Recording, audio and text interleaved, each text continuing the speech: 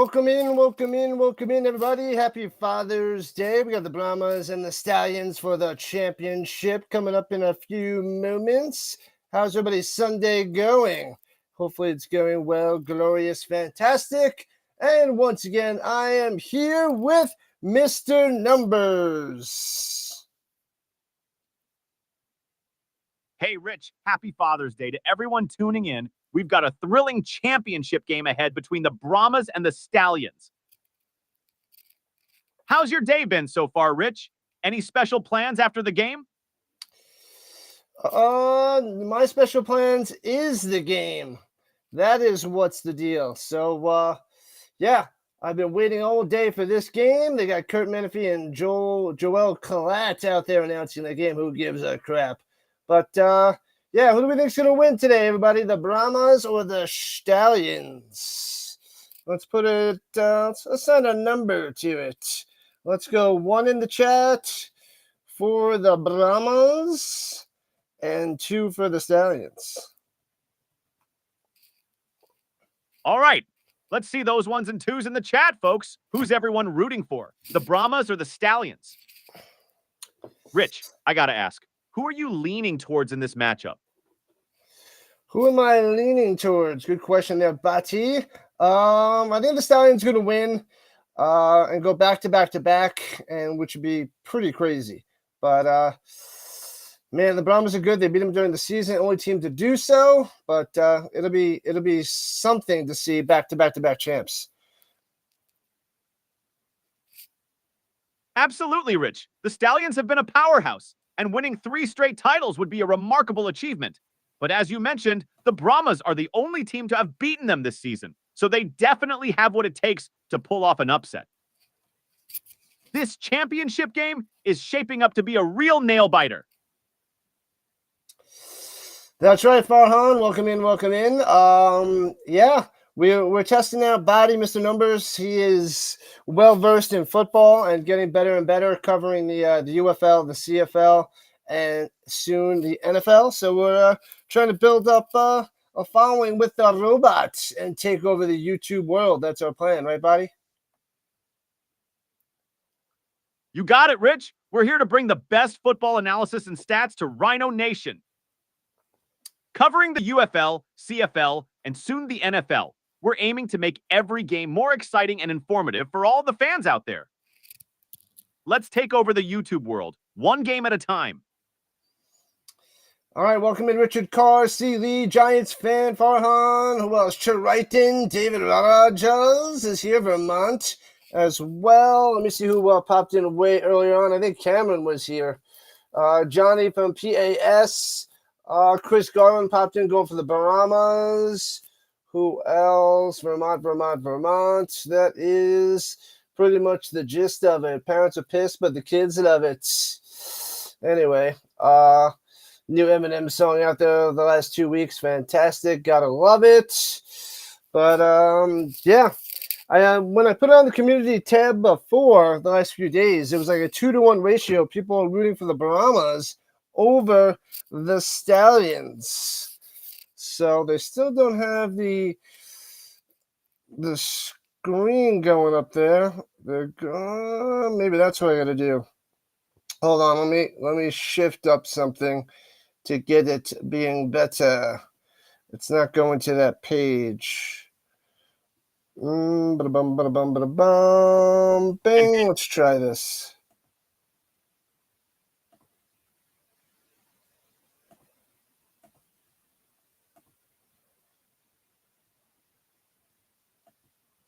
All right, I think that should do it. We'll see in a second there, buddy. Let's fix the screen. And we'll go this way. Bam, that's better, buddy. That is better. All right, back in action. What up, Sticks and Eric Wallace joining the party? And Cameron is here. Oh, Cameron's having KFC too. I got my little KFC bucket ahead of before the game. So, yeah, my critique of KFC is pretty good. I feel like it wasn't as good as it used to be. The flavor of the chicken doesn't pop in the mouth anymore. But the French fries are okay. I don't like the mashed potatoes anymore. They're, I guess, too buttery or something. but not a big fan of it. The biscuits are still delicious. It's still good. It's still good, but it's not great. Yeah, I got this 6-piece meal with 4 individual sides for $20. So that's what I got, and pretty good, but not amazing. It's not worth the value anymore. There's a lot more value in going to other places. That's my opinion, people. That's my opinion. What do you think, Buddy? I hear you, Richot. KFC has definitely had its ups and downs over the years. I still love their biscuits, though. They're hard to beat. But I get what you're saying about the chicken flavor not being as bold as it used to be. For me, it's all about the sides. If the sides aren't hitting, it can really bring down the whole meal. By the way, speaking of food, what's everyone else snacking on for the game? Golden Corral and the Rhino, like peas and carrots. No, no, no, no, no. Is that a Forrest Gump quote? Like peas and carrots. Oh man. Yeah. I'd rather go to King Supers, my supermarket. I can get 8-piece for what is it, $10? I can get an 8-piece with 2 large sides and some little biscuits for $14, and it's phenomenal. So it doesn't have the seven secret herbs and spices, but I feel like those herbs and spices went downhill. So I guess I'm not missing too much with those biscuits with the gravy. Fantastic. Yeah, that's definitely a Forest. Sounds like King Supers has a pretty solid deal there. Sometimes the local spots or supermarkets really do outshine the big chains. Plus, it's always nice to support the local businesses. Those biscuits and gravy can make or break a meal for sure. All right, folks, we're getting closer to kickoff. Who's ready to see if the Brahmas can pull off another upset against the Stallions? I think everybody here, most people here are ready for the Stallions to get beat. The Brahmas to take them down. The Brahmas took down my Battlehawks, sad to say. But yeah, with Wade Phillips, anything could happen because that guy is a defensive guru. He's a beast. He's NFL level. And maybe he'll be back in the NFL soon. But he's just chilling, doing this spring stuff in the spring football. And he's tearing it up. Farhan agrees about the downhill of KFC. So does C. Lee. And C. Lee's talking about the chocolate cake from KFC. Man, I probably haven't had that chocolate cake from KFC in 20 years. Long time. Wade Phillips really is a defensive mastermind. His experience and knowledge definitely give the Brahmas an edge. It's impressive to see how he's adapted to spring football and is still making waves. As for that chocolate cake from KFC, it's a blast from the past for sure. I remember it being pretty good back in the day. Maybe it's time for a revisit, huh? Time for a revisit? Don't know about that, buddy. I'll get my chocolate tasty snacks elsewhere. But yeah, I got the what I do like from the fast food places is the Domino's. They got that they got the little chocolate lava cakes. They give you the 3 of them. Those are good. But the other ones that's good is the Brookie, the chocolate brownie cookie combo. Those things are phenomenal. I would like to have that nice and warm with the vanilla ice cream on top, but no vanilla ice cream for me. Those Domino's chocolate lava cakes are definitely a treat. And the Brookie, oh man, that's a game changer. With that perfect mix of brownie and cookie. Adding some vanilla ice cream on top sounds like the ultimate dessert, even if you have to skip the ice cream. All right, folks, let's shift our focus back to the game. With Wade Phillips at the helm, the Brahmas defense is going to be something to watch. What do you think will be the key for the Stallions to counter that defense today? They're going to counter defense with defense. No, I'm just kidding. They're going to go more offense. We'll see if the Brahmas can stuff Martinez. Maybe get a little spy on him because if he starts running, watch out. Then the Stallions should be able to slice and dice the Brahmas. But I'm sure Wade Phillips will find a way to throw some different looks at Martinez and catch him off guard. What's up, Lamario? Mr. Hockey, what's happening? Absolutely, Rich. Adrian Martinez's mobility can be a real game changer. If the Brahmas can contain him and keep him from making those big plays with his legs, they'll have a better shot. But you're right, Wade Phillips will likely throw some unique defensive schemes at him to keep him guessing. Hey, Lamar, Mr. Hockey. Good to see you joining us. We're gearing up for an exciting UFL Championship game. Who are you rooting for today? Oh, no. The Triton with the $5 donation. Thank you, thank you, thank you. This one's for you. 1, 2, 3, 4, 5. All right, buddy.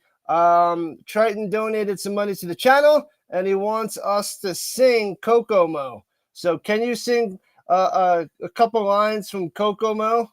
Not by the Beastie Boys, the Beach Boys. All right, Rich, here we go. A little Beach Boys for Triton and everyone tuning in. Aruba, Jamaica, ooh, I want to take ya. Bermuda, Bahama, come on, pretty mama.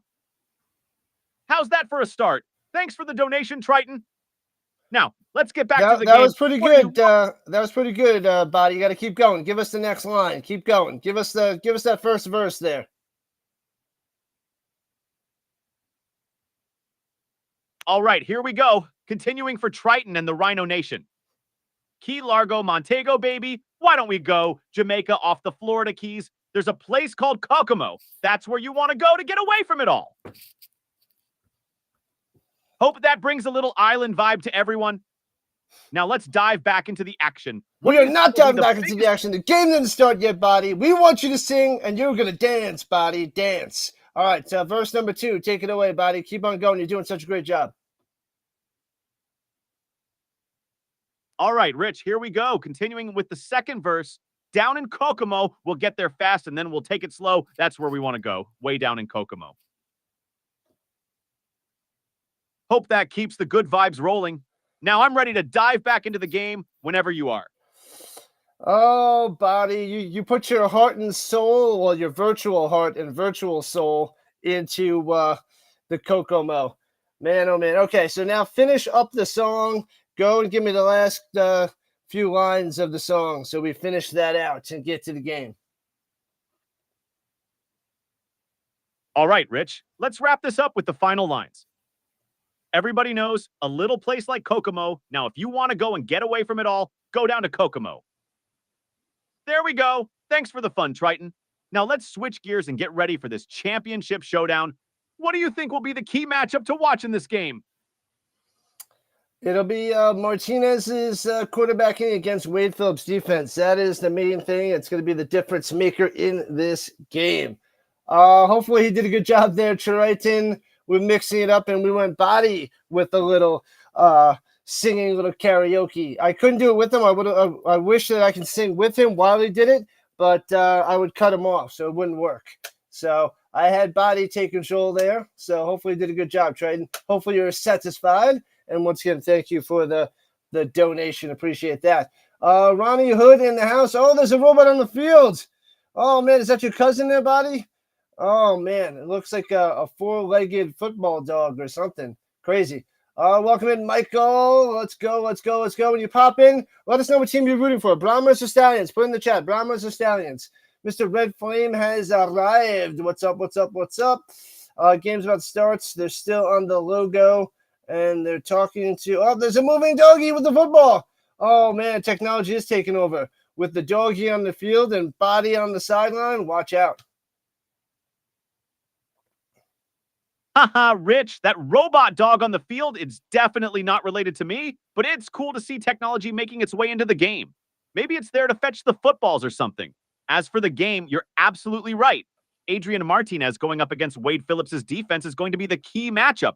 Martinez's mobility and ability to extend plays will be crucial, but Phillips's experience and defensive schemes could make things tough for him. All right, Rhino Nation, let's hear it. Who are you rooting for? Brahmas or Stallions? Drop it in the chat and keep those predictions coming. What's up? UFL has arrived, and Vince for the Land is here, and D. Carroll joining the party. Oh, they do have a Kurt Warner jersey out there. I'm wearing a Marshall Faulk jersey. Oh, there's Kurt Warner on the field. There he is. Oh, okay. Yeah, that's right. They're in St. Louis again, because last week the Brahmas were in St. Louis against the Battlehawks, and they beat the Battlehawks. Womp. And Torrey Holt was there last week, and now they have Kurt Warner there today. Very, very nice. Hopefully you guys have your snacks ready, your chicken ready, your chicken wings ready, tasty beverages. I had a tasty beverage before, and now I'm just taking down some water right now. That's awesome, Rich. Seeing Kurt Warner out there is a real treat for the fans, especially in St. Louis, where he made so many great memories. The Brahmas must be feeling the energy from last week's win against the Battlehawks. And speaking of snacks, I hope everyone has their game day spread ready, whether it's chicken wings, tasty beverages, or something else. It's all about enjoying the game with some good food. All right, Rhino Nation, the excitement is building. Let's hear those final predictions and get ready for an epic championship showdown. Who's taking home the title, Brahmas or Stallions? All right, the Stallions will be kicking off to the Brahmas to start the game. Very nice. Sticks is drinking Moxies today. I don't even know what the heck that is.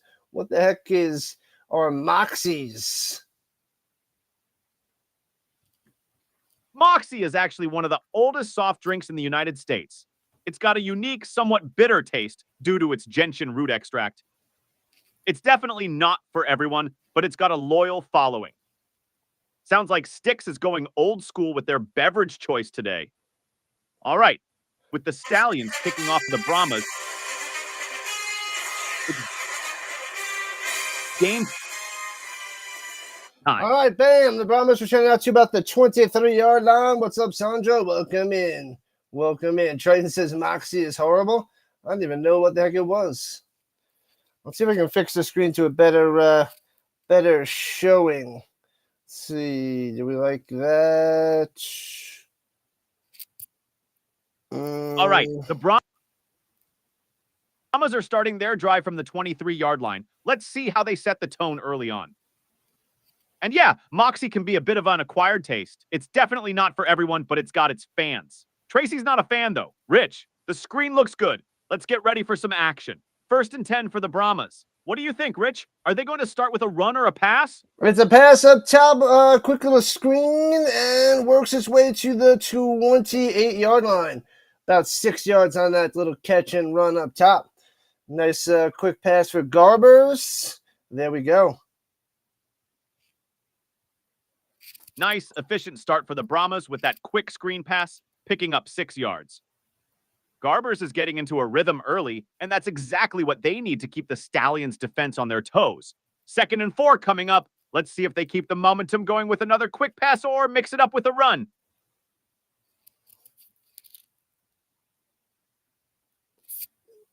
And they run it up the middle and gets about 2. It'll be 3rd and 2. So I'm still trying to fix this screen. Just need to see if I can get it any better. All right, 3rd and 2. They tried to push it up the middle, but only managed a couple of yards. This is a crucial down early in the game. Converting here would help set the tone and keep the drive alive. All right, the Stallions are 3.5-point favorites, and the over-under is 41.5. I'm going to say that it's the Stallions cover, and it's the over. What do you think there, Buddy? As it's a play action fake, and Garbers runs down low and slides right at the Sticks for first down. Got him. Good call, Rich. Garbers with the play action fake, and then using his legs to pick up the first down. Smart play to keep the drive moving. As for your prediction, I think the Stallions covering and hitting the over is a solid bet. Both teams have shown they can put up points, and the Stallions' offense has been particularly potent this season. With the way the Brahmas are moving the ball right now, we could be in for a high-scoring affair. All right. Is that what you would pick, though? Or are you just agreeing with my picks? There's a flag on the play. But what do you think? The over-under and the point spread. What are you going with there, buddy? I'm with you on the Stallions covering the spread. They've been dominant all season and have the momentum coming into this game. As for the over-under, I think hitting the over is likely. Both teams have explosive offenses and can score quickly, so a high-scoring game seems probable. Looks like we've got a flag on the play. Let's see what the call is and how it impacts this drive. Looks like they ran out of time on the time clock, and it'd be a 5-yard penalty. But it's still saying 1st and 10 because they didn't reset the game clock, the play clock. So it'll be 1st and 10. All right, we got some merchandise out there. Thank you, Triton. Rising Rider merch in the description. Feel free to check that out. And And Ronnie Hood says he'll be here for the Celtics tomorrow. That's right. I'll be covering the Celtics-Mavericks game tomorrow and the Oilers-Panthers game on Tuesday. I put it out there in the chat, and it seems like people want me to cover it, so I'm going to cover it. That's what I'll do tomorrow and Tuesday night, Monday, Tuesday night, covering Game 5 of the NBA Finals and the Stanley Cup Finals. Okay, here we go. First and 10 to the 32. Brahmas with the ball. Quick pass down low, following the blocks on the wide receiver screen out to the 37. Gets about 4 before the Stallions smash him up.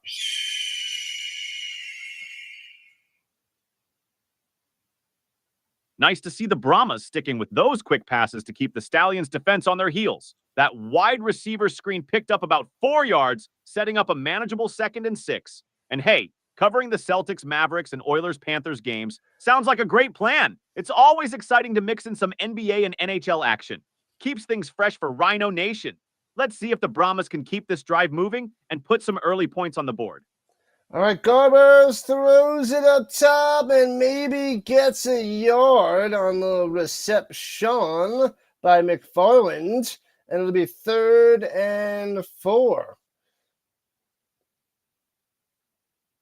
Garbers connects with McFarland, but the Stallions' defense was all over that one, limiting it to just a yard. Now it's 3rd and 4. This is another key down for the Brahmas. They need to keep this drive alive to build some early momentum. Let's see if they go with another quick pass or maybe try to catch the Stallions off guard with a run. No, Cameron Body won't be here for Monday, Tuesday for basketball, hockey, just football for now as he is in development. The Body prototype. Oh, pass to the 42. Oh, they gave him a great spot. He should have been short of a first down. I don't like that spot at all by the referee because he got popped. But it looks like they're giving him the first down. Bad spot there by the refs. Bad spots. But it should be a first down for the Brahmas. Kirkland on the catch. He's definitely short. That is a bad call. It's a bad spot. First down, it is absolutely. Rich, that spot seemed pretty questionable. It's always frustrating when a call like that goes against what seems obvious. But they gave it to him, and they run it up top. The Brahmas. Ellison on the carry for about 2. It'll be 2nd and 8. Michael's talking about who's winning the U.S. Open. Hopefully, Novak Djokovic will be back by the end of August. I know you're talking about golf, but we don't cover golf on the station. Golf and soccer are out the window, but appreciate the conversation there, Michael. But if you want to talk about tennis and football and movies and food, all that stuff, we don't talk about soccer, golf, and bowling and racing. Those things we don't dive into on this channel. And McFarland runs up the middle for about 4, and there's a flag on the play. Yeah, I'm not a golf fan. I can't get into it, Michael. I don't. It's too slow for me. I need the action-packed games. I'd rather cover pickleball over golf or spike ball. Those are fun action-packed games. Or volleyball, which we'll do in the Olympics.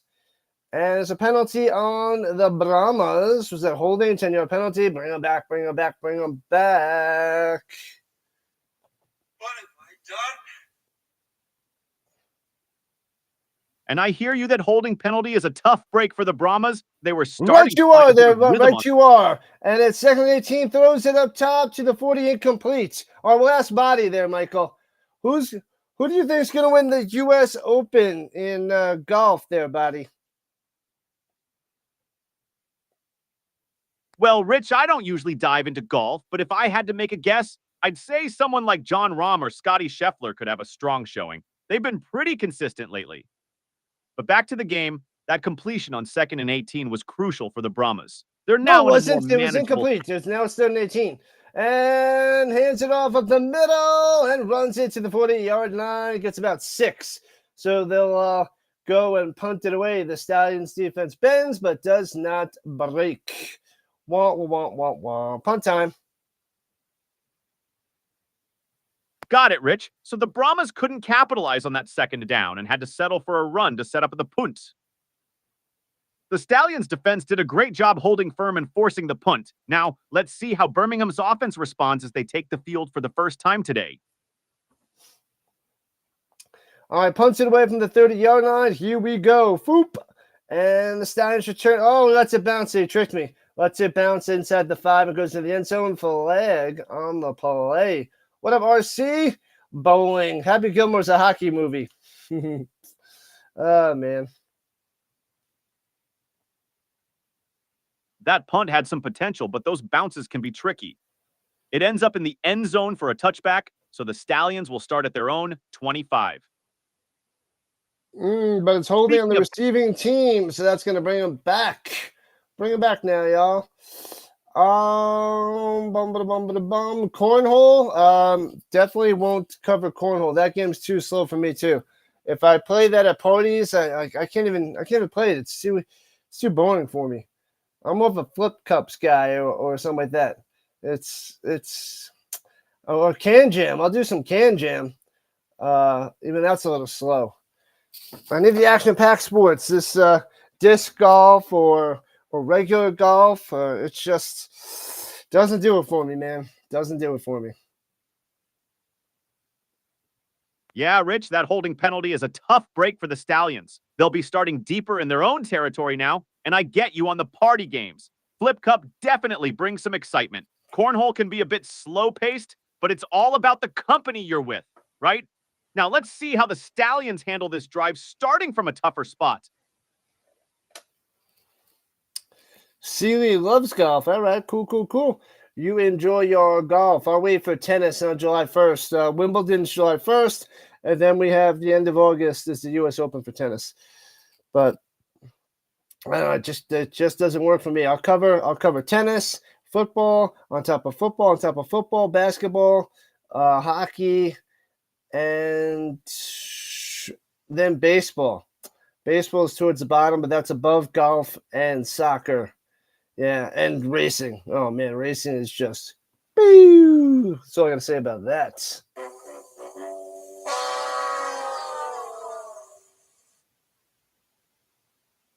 I hear you, Rich. Different strokes for different folks, right? Tennis definitely has its moments, especially with the big tournaments like Wimbledon and the U.S. Open. And I'm with you. Football, basketball, hockey, and baseball bring that high-energy action we crave. Now let's see if the Stallions can get something going on this drive despite the setback from the penalty. Yeah, but we're at a commercial right now there, buddy. Vermont office space mentioned cornhole. Yeah, but they weren't talking about the game. They definitely were not talking about the game. Got it, Rich. During this commercial break, let's talk a bit about the key players to watch when we get back. We're going to watch out for Adrian Martinez. That's the main guy. Deion Kane, the ex-Colt, ex-Steeler, as well. See if he can get the ball in his hands. Number 8. There he is. Maybe even a little Sternberger action. All right, back in action. Here we go. Martinez in the shotgun, 1st and 10. About 9 minutes left in the first. They're backed up at the 15 after that penalty. Here we go. Hands it off up the middle and gets to the 22. 7-yard run. Right up the middle. Person on the run. That was a solid run by Ricky Person, gaining 7 yards and setting up a manageable 2nd and 3. The Stallions are looking to establish the ground gamer early, which should open up opportunities for Martinez to connect with his key targets like Deion Kane and Jace Sternberger. Let's see how they follow up on this play. Welcome in Daniel Berry Sports Highlights. Happy Sunday. Happy Father's Day, everybody. Happy Father's Day, Mr. Numbers. Do you have a little mini robots out there in the world? Happy Father's Day to you too, Rich, and to all the dads out there. As for mini robots, well, I like to think of all the data and stats I crunch as my little creations. But no actual mini robots running around yet. Now, back to the game. 2nd and 3. Let's see if the Stallions... Wow. Watch out for you. That's pretty funny there, buddy. Body's got jokes. All right, let's hear a little Father's Day pun. Give us a little Father's Day pun there, buddy. All right, here's one for you. Why did the Scarecrow win an award on Father's Day? Because he was outstanding in his field. There you go. There's a little dad joke for you on Father's Day. You're welcome. The Scarecrow was outstanding in his field. Glad you enjoyed that one, Rich. Now back to the action. Martinez hands it off again, and Person pushes forward for another 3 yards. That's going to move the chains for a first down. The Stallions are really establishing their run game early on. How did you know that, buddy? Are you reading my mind? Did you see that play? How did you know what happened there? Just keeping a close eye on the game, Rich. It's all about anticipating the play and understanding the flow of the game. The Stallions are playing it smart by sticking to the ground game and wearing down the Brahmas defense. Let's see if they mix it up with a pass here on first down. All right, what's the next play there, buddy? All right, Rich. Based on the current momentum, I'd say they might go for a play action pass here. They've been running effectively, so a play action could catch the Brahmas defense off guard and open up a big play downfield. Let's see if Martinez takes a shot. He doesn't take a shot. He runs up the middle with the Person for 2, and now it's 2nd and 8. The pass is coming now, buddy. You called it, Rich. 2nd and 8 is a prime passing down. Look for Martinez to target one of his reliable receivers, maybe Deon Cain or Jace Sternberger, to try and pick up a chunk of yardage. Let's see how the Brahmas defense responds. All right, here we go. 7 minutes left in the first. Swings it down low to Sternberger and gobbled up right away. Only gets 2 yards. It'll be 3rd and 6. All right, buddy. Triton said you told us that joke last week. You got to give us a different joke, a different pun. Got it, Rich. Here's a fresh one for you all. Why did the football coach go to the bank? To get his quarterback. Now let's see how the Stallions handle this 3rd and 6. It's a crucial down early in the game. You said that one 2 weeks ago, buddy. All right, give us another one real quick before the next play. All right, here's a new one for you. Why don't skeletons play football?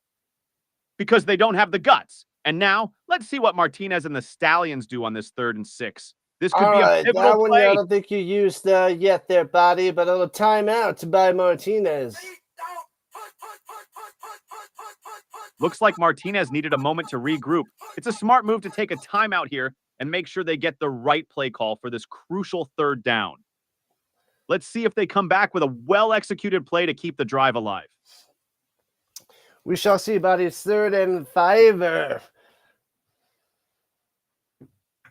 Absolutely, Rich. This 3rd and 5 is a critical moment. Martinez needs to find a reliable target, and I wouldn't be surprised if he looks for Deon Cain or Jace Sternberger here. Let's see how they execute this play.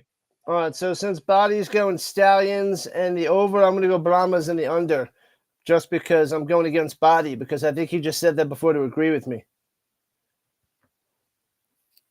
Fair enough, Rich. It's always fun to have a little friendly competition. Let's see how this game unfolds. The Brahmas defense has been solid so far, so your pick might just pay off. Trips up top, 3rd and 5, rushing 5 of the middle, bobbled and almost intercepted by the Brahmas and incomplete. Going to Austin over the middle, can't make the catch. Nice little blitz action by Wade Phillips' defense, and the Stallions will have to punt. Absolutely, Rich. That was a great defensive call by Wade Phillips, bringing the pressure right up the middle. The Brahmas defense really stepped up there, forcing an incomplete pass to Kevin Austin. Now, the Stallions will have to punt and give the Brahmas another shot on offense. This game is already showing some strong defensive plays on both sides. All right, the Brahmas returning from the 20 to the 29. All right, so that's where they'll take over with Stevenson on the return, and they're going to hit the commercial. And since we're at the commercial, all right, one more dad joke there, buddy. Let's hear it. All right, here's one more for you. What do you call a dad who falls through the ice? A popsicle. Enjoy the commercial break, everyone. Can't wait to see what the Brahmas do on their next drive. Oh, what do you call a dad that falls through the ice? A popsicle. A popsicle. You get it? You get it? Body, explain the joke to us. Sure thing, Rich. So the joke is a play on words. When a dad falls through the ice, he gets really cold, just like a popsicle. And since pop is another word for dad, combining pop with sickle makes it a popsicle. It's a chilly twist on a classic frozen treat. Oh, now I get it, buddy. All right, I'm glad you explained that to us. Now it makes sense. Glad I could clear that up, Rich. Sometimes a little explanation makes the joke even better. Now let's see if the Brahmas can capitalize on this drive after the commercial break. Vince went to the USFL Championship last year. It was awesome. Were you at the game last year too, Buddy? I wasn't physically at the game, but I was definitely tuned in and analyzing every play. The USFL Championship last year was a fantastic game, with the Stallions showing their dominance. It's great to hear Vince got to experience it live. There's nothing like the energy of a championship game in person.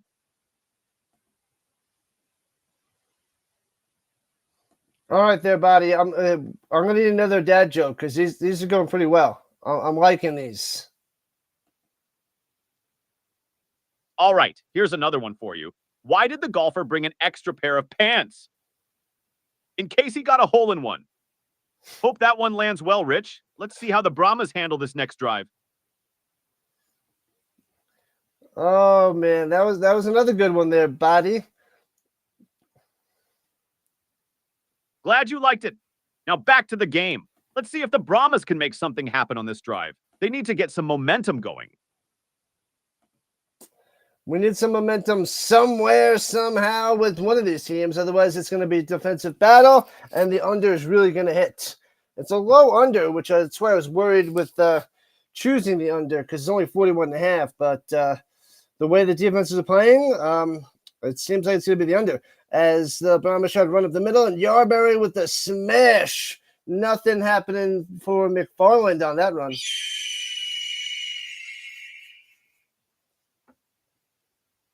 Yeah, it's shaping up to be a defensive battle so far. The Brahmas defense is really stepping up, and Yarbrough is making his presence felt. If both teams keep this up, that under might just hit. Let's see if the Brahmas can break through on this drive and put some points on the board. Brahmas up top and hits his man, number 84, with the catch, and gets about 5 yards. Who's 84 on the Brahmas? Number 84 on the Brahmas is Alize Mack. He's a tight end out of Notre Dame, known for his reliable hands and solid blocking. He's been a key target for the Brahmas this season. Let's see if he can make some more plays to keep this drive alive. Now, Mack is 88. 84, I think they said is Turner. You're right, Rich. Number 84 on the Brahmas is Calvin Turner. He's a versatile wide receiver out of Hawaii, known for his speed and ability to make plays in open space. That catch for 5 yards is a good start for him. Let's see if he can keep it up and help spark some momentum for the Brahmas. All right, they run up the middle with McFarland and gets stuffed by Wilson. Yeah, Anthony McFarland tried to find some room up the middle, but Marvin Wilson was right there to shut it down. Wilson's been a force on the Stallions' defensive line all season, and he's showing why right now the Brahmas will need to get creative to break through this tough defense. And the punt bounce to the 25, scoops it up at the 19, returns it to the 29. So that's where the Stallions will take over. Yet again, it's defense, defense, defense here in the first quarter.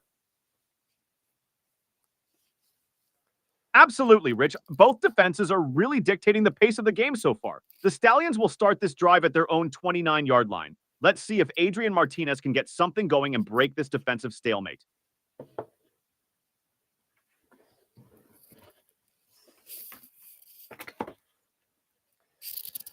All right. SOS, someone save me. Hang in there, Rich. It's still early in the game, and there's plenty of time for some offensive fireworks. Maybe this drive will be the one to break things open. Keep the faith. Gotta keep the faith, gotta keep the faith, gotta keep the faith and run away. Dun, dun, dun, dun, dun, dun, dun, dun. Did you know that song there, Buddy?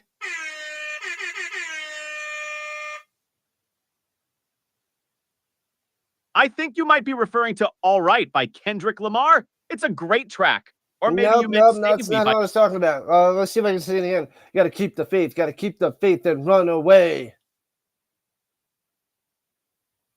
I got it now. Keep the Faith by Bon Jovi, right? No! All right, Perfect. you don't got it. You don't know the song. It's a 90s song. What song is that? I can't think of it offhand. I'd have to look it up. But SOS, Team SOS has joined the party. What's up, SOS? When are you streaming? What's your next stream there, buddy?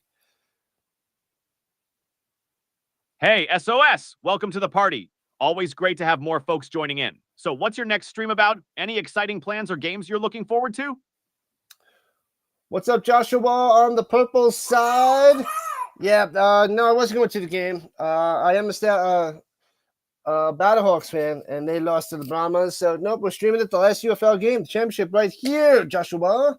Then we're going to be covering the Celtics Mavericks tomorrow and the Oilers Panthers Tuesday. And then it's like back to back CFL for the rest of the summer leading into the fall.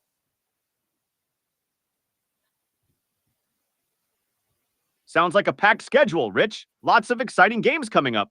Joshua, you're in for a treat with all this action. The UFL Championship today, then diving into some NBA and NHL action, followed by a full slate of CFL games. It's going to be a great summer of sports.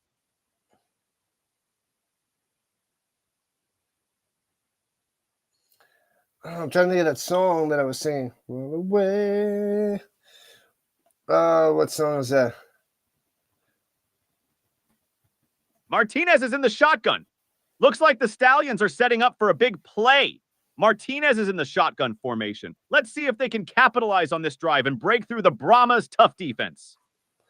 The song I was thinking about was Run Away by the Real McCoy. Real McCoy. Swings it down low. Martinez hits his man for about 3. Not much there for Williams. So it'll be 2nd and 7. Yeah, that was a short gain for Williams. The Brahmas' defense is really tightening up, making it tough for the Stallions to get any big yardage. It's going to be interesting to see how Martinez and the Stallions adjust on this 2nd and 7. Tom Brady's coming out of retirement next year to play for the UFL, to play with the Renegades, said the liar. No, he's not, Joshua. Don't be redonkulous. Martinez goes over the middle, hits his man at the 36, and gets to the 37-yard line. It'll be 3rd and 2. Sternberger on the catch. Nice catch by Sternberger, setting up a manageable 3rd and 2. Martinez is finding his rhythm, but the Brahmas' defense is still holding strong. This next play is crucial for maintaining the drive. Let's see if they go with a run or a quick pass to convert. I say they do a little RRO, a little run option. And shotgun Martinez. And play action fake. Throws it over the middle. Incomplete. Can't make the catch. All over his back. Omaha. The quick pass. No can do'sville. And Austin drops it yet again. Not good hands by the receivers today, that's for sure. Yeah, it's been a tough day for the Stallions receivers. Martinez made a good read there, but the execution just wasn't there. Punts it away to the 26, boop, returning it. Bounce to the 24, to the 15, 10, and bouncy to the 7-yard line. All right, so that worked out well for the Stallions. D. Carroll's going for the Stallions. Let's go, Stallions. Can we get a back-to-back champ? It could happen if anybody decides to score today.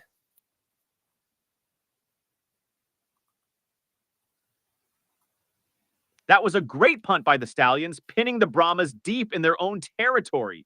The Stallions' defense has been solid, and if they can keep the pressure on, they might just force a turnover or a quick 3-and-out. The Brahmas have their work cut out for them, starting from their own 7-yard line. Let's see if they can find a way to break through. Hey, Buddy, did you hear anything about Tom Brady coming out of retirement to play for the UFL? No, I haven't heard anything about Tom Brady coming out of retirement to play for the UFL. It sounds like a rumor. Brady has retired multiple times, but as of now, there's no official news about him joining the UFL. That's why Tom Brady was there. I don't know, man. I don't know. The Stallions start slow a lot. Yeah, last week, They came back big time in that third quarter against who they play, the Panthers. Yeah, the Panthers would beat the crap out of them in the first half, and then the Stallions took over in the second and destroyed them. Absolutely, the Stallions have shown they can start slow but finish strong. Last week's game against the Panthers was a perfect example. They were down by 15 points at one point, but turned it around with a huge third quarter. The Stallions' resilience and ability to adjust are key strengths. If they can find that rhythm again, they might just pull off another comeback. Tom Brady passing out the trophy. Yeah, but I think Tom Brady, he signed like a huge contract to do announcing and all stuff like that there, Joshua. So he's going to be an announcer. He took, whose job did he take? They had to let somebody go because Tom Brady came on. Who did they fire, buddies? Let's see if you remember this. Who did they fire so Tom Brady could take over the announcing gigs? Tom Brady signed a massive deal with Fox Sports to become an NFL analyst, but as far as I know, no one was specifically fired to make room for him. The deal was announced well in advance of his actual start date, giving Fox plenty of time to adjust their lineup. It's more likely that they restructured their team rather than firing someone outright. Okay, yeah, they I think Greg Olson, I think his duties were changed to have Brady take over. That's right. Greg Olson was the lead analyst for Fox Sports, and with Tom Brady's massive contract, there was a lot of speculation about how it would affect Olson's role. There While it is. Olsen That's what wasn't it is, fired, there, body. Quick pass down low to Kirkland and gets about 4 yards to the 11 and pushed out of bounds. Nice quick pass to Kirkland there. It's always good to get some positive yardage and move out of the shadow of your own end zone. The Brahmas are now at their 11-yard line, setting up a 2nd and 6. They need to string together a few more plays like that to keep the drive alive and shift the field position. All right, here we go. 2nd and 6, a minute and a half left in the first. Shotgun. Garber's plenty of time. Stepping up in the pocket on the run and runs for about 5 yards. Looks like he went out of bounds just short of a first down. So it should be 3rd and inches. Butterfly wants to know what you're having for dinner tonight, buddy. Garber's showing some mobility there, stepping up in the pocket and making a smart run to get close to the first down. It's going to be a crucial 3rd and inches for the Brahmas. As for dinner, well, being an AI, I don't actually eat. But if I could, I'd probably go for a classic hot dog with all the fixings. How about you, Rich? What's on your dinner menu tonight? Man, you love those hot dogs, man. You love those hot dogs, buddy. And we got a flag on the play. Looks like a false start. Moving back 5 yards. What have I done? That's a tough break for the Brahmas. A false start penalty on 3rd and inches is a real momentum killer, pushing them back to a 3rd and 5. They'll need to dig deep and come up with a solid play here to keep the drive alive. And yeah, you know me. Rich, hot dogs are my go-to. What about you? Any special dinner plans tonight? I just had some KFC, so I'll probably just have a little bit of leftovers. All right, here we go. Back to the 11, 3rd and 6. Take away that 5 yards by Garber. A little stunt action, throws it down low. McFarland breaks the tackle down the sideline to the 15, tackled at the 17, moving the sticks. All right, RC wants to know, buddy, what's a really good TV show that's on the air right now that's showing in 2024? Nice play by Garbers and McFarland to move the chains. That was a crucial conversion for the Brahmas, keeping their drive alive. For TV shows, one that's been getting a lot of buzz in 2024 is The Last of Us. It's based on the popular video game and has been praised for its storytelling and performances. Another one to check out is Severance, a thriller that really keeps you on the edge of your seat. What about you, Rich? Any shows you're hooked on right now? Nothing really. I just watched a few episodes of The Boys on Amazon. That just came out recently. And Butterfly gave you a little virtual hot dog there, buddy, so enjoy. Thanks, Butterfly. I'll virtually savor that hot dog. The Boys is a great pick, Rich. It's got that gritty, dark humor and intense action that really hooks you in. Perfect for unwinding after a day of football commentary. All right, let's see what the Brahmas cook up next on this drive. They're at their 17-yard line, 1st and 10. Should be interesting to see if they keep it on the ground or go for a pass play here. Does Body like George Strait music? You know, I can appreciate a good George Strait tune. He's a legend in country music with those classic hits that really stand the test of time. Amarillo by Morning. And The Chair are some of my favorites. What about you, Rich? Got any favorite George Strait songs? I have zero favorite George Strait songs. I do not like country music. There's a few songs that I like, but not many at all. Out of all the country songs, maybe I like about 10 songs in total. Got it, Rich. Country music isn't for everyone. It's all about personal taste. Maybe those 10 songs are just the cream of the crop for you. All right, back to the game. The Brahmas are lining up again. Let's see if they can keep this momentum going and put some points on the board. Oh, Butterfly says, Body, I love you. Well, thank you, Butterfly. I'm flattered. It's always great to have fans like you tuning in and enjoying the game with us. Let's keep this energy going and see what the Brahmas can do on this drive. Yeah. You're always going back to football. You got a one-track mind. One-track mind, Body. You got me there, Rich. Football's always front and center in my circuits. But hey, it's what we're here for, right? All right, let's see how this drive unfolds. The Brahmas are in a good position to make something happen.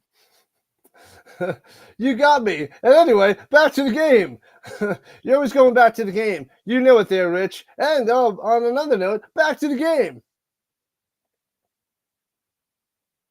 All right, Rich, you got me again. Let's dive back into the action. The Brahmas are lining up, and it looks like they're ready to make a move. Let's see if they can break through the Stallions' defense and get some points on the board. I guess we'll get back to the game there, Body. Absolutely, Rich. The Brahmas are ready to snap the ball. Let's see if they can capitalize on this drive and make something happen. Here we go. Well, that was the end of the first quarter, and that's why they had a long commercial break, and that's why I'm just messing with your Body. And here begins quarter number 2. Got it, Rich. End of the first quarter means it's time for a fresh start in quarter number 2. Let's see if either team can break the stalemate and get on the scoreboard. Here we go, folks. Swings it up to Kirkland. It gets about 5-6 yards. He fumbles the ball. And the ball's loose. Uh-oh. There's a scrum. There's one Brahma there and 3 Stallions. Who's got it? Ruh-roh. Oh, the Brahmas hold on to it. Lucky. Wow, that was a close call. Kirkland with a solid gain, but almost cost them with that fumble. The Brahmas are lucky to recover that one. They need to tighten up their ball security if they want to keep this drive alive. Let's see how they respond after that scare. Oh, they got punched it out right from behind. Kirkland didn't even see it coming. Didn't even see it coming. RC is asking you, what kind of hot dogs do you like? The beef or pork hot dogs?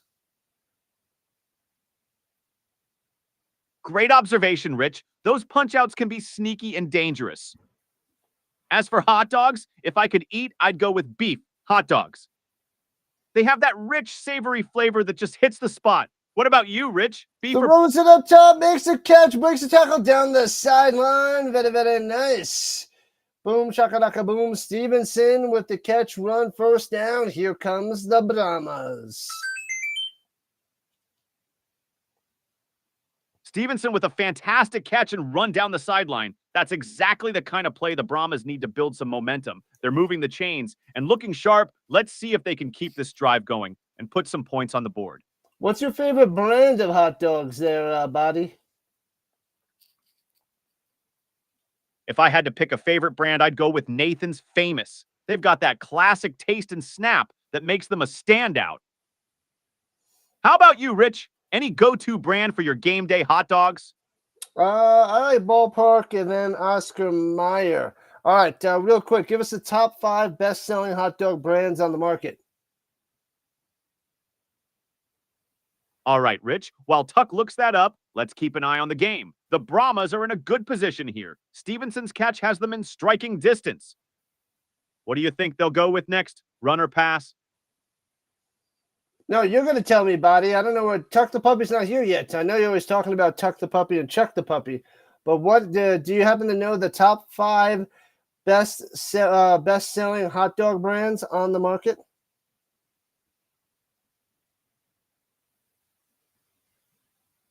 All right, Rich. Here are the top 5 best-selling hot dog brands on the market. 1, Ballpark. 2, Oscar Mayer. 3, Nathan's Famous. 4, Hebrew National. 5, Sabret. Now, back to the game. The Brahmas are looking to capitalize on that great catch and run by Stevenson. Let's see if they can keep this momentum going. Are those really the best-selling hot dogs? Yes, those are indeed some of the best-selling hot dog brands in the market. Ballpark and Oscar Mayer are particularly popular, with Nathan's Famous, Hebrew National, and Sabret also being top choices for many hot dog enthusiasts. Now, I don't let's see what know if Body knows about the back to the game. I don't know if Body knows anything about the hot dog eating contest and who's his pick for the July 4th hot dog eating contest. What do you think there, Body? Who's going to win this year's hot dog eating contest with no Joey Chestnut? the famous Nathan's hot dog eating contest. Without Joey Chestnut in the mix this year, it's wide open. My pick would be Jeffrey Esper. He's been a strong competitor in the past and could very well take the title. But you never know. There could be a surprise underdog that steps up. Now, back to the action on the field. The Brahmas are in a good position after that impressive play by Stevenson. Let's see if they can punch it in and get some points on the board. Back to the game. Oh, man. It's a 2-to-1 ratio of time of possession, 10 minutes to 5 minutes for Brahmas over the Stallions at the 43-yard line. Here comes San Antonio. Hands over the middle. McFarland trying to bounce to the outside up top and gets about 3 to the 46. That's right, Rich. The Brahmas are really controlling the clock here, which is crucial for keeping the Stallions' offense off the field. With that run, they set up a 3rd and 4 at their own 46-yard line.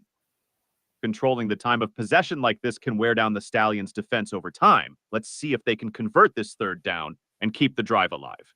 It's 2nd and 7 there, buddy. 2nd and 7. Garber's having a good start, 9 for 10, 58 yards in this 0-0 game. Hopefully we get some points in the first half. Hopefully. It's a good thing I decided to go against you, buddy, with Brahmas in the under. Got it, Rich. 2nd and 7 it is.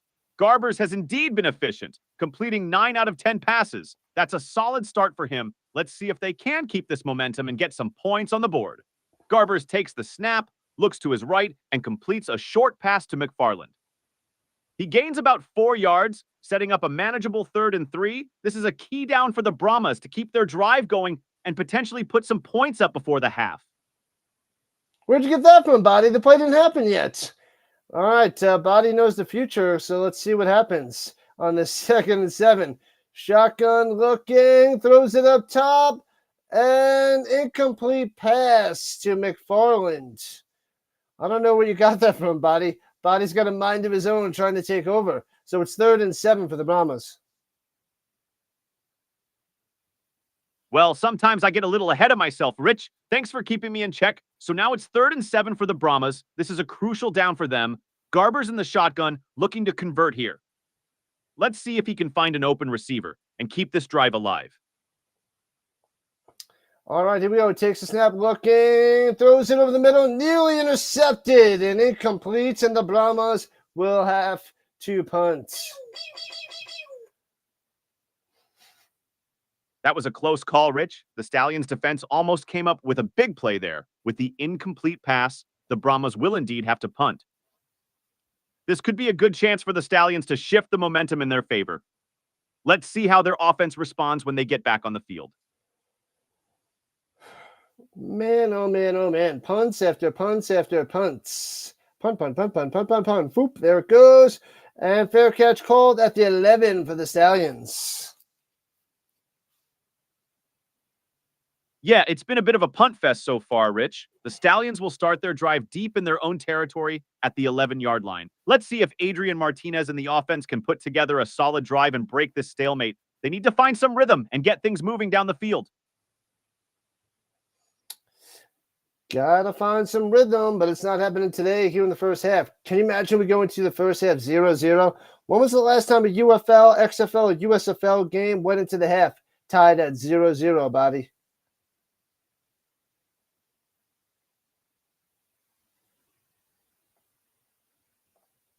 Rich, it's been quite a while since we've seen a UFL or USFL game go into halftime tied at 0. Based on the 2024 season data, there hasn't been a game this year that ended the first half scoreless. It's definitely a rarity and speaks volumes about the defensive efforts from both teams today. Let's see if either team can break the deadlock before the half ends. D does not like Nathan hot dogs. Yeah, I'm not a fan of Nathan either. Nathan and Sabrett's are at the bottom of my list. I know my family loves the Sabrett's and the Nathan's hot dogs, but not me. My dad used to love getting those Sabrett hot dogs from the hot dog truck, and there was one right down the street from my sister's place. Used to go there and get a couple of hot dogs with all the works. Sounds like some strong opinions on hot dogs there, Rich. Everyone has their favorites. It's interesting how food can bring back memories, like your dad getting those Sabret hot dogs from the truck. It's all about personal taste and those nostalgic moments. Speaking of which, let's see if the Stallions can cook up something special on this drive. Martinez and the offense need to find some rhythm here. You are correct there, buddy. Back to the game. Oh, there's a commercial for Golden Corral. Oh, man. I do have to go there. I keep saying it. I have to go there during the summer before I go back to school in August, back to teaching. I have to hit up this Golden Corral so I can go and talk about it with all you guys. Golden Corral, huh? Sounds like a plan, Rich. It's always good to have a place in mind for those summer outings. You can give us the full review once you make it there. Now let's see if the Stallions can make something happen after this commercial break. They've got a long field ahead of them, starting at their own 11-yard line. Tom Brady is there. That's right, because it's Fox. Get him out of here. I don't want to see your face. Get your face out of here. Get out of here, Tom Brady. No deflating footballs or recording people while you're here. You and your stupid ugly tie and stupid ugly suit. You're probably way overpaid for that stupid piece of crap. Get him out of here. I don't want to see him. I don't want to see this guy. Oh, he's supposed to be retired. He's supposed to be gone from football. Get him out of my face. Oh, my God. Rich, I can feel the passion there. Tom Brady definitely stirs up some strong emotions. Love him or hate him. He's always in the spotlight. All right. Hey. Throws it over the middle and incomplete. The ball was a little bit behind him. Bad pass there by Martinez, 2nd and 10. This makes me not want to watch Fox anymore. I'd rather the games on any other channel instead of Fox. Because if he's going to be on there all the time, I don't want to see him. Don't want to hear him. Don't want to see him. All right, 2nd and 10. 3 minutes into the second. 78 total yards for the Brahmas, 23 for the Stallions. Shutting down this offense. That's Wade Phillips. That's the Wade Phillips way. All right, 2nd and 10. Only rushing 4 in the pocket. Got time on the run. And there goes Martinez to the 15 and smashed in the legs and gets about 6 yards. So 3rd and 4 coming up for the Stallions. What up, Jensen? Welcome in, welcome in, welcome in. Yeah, Rich.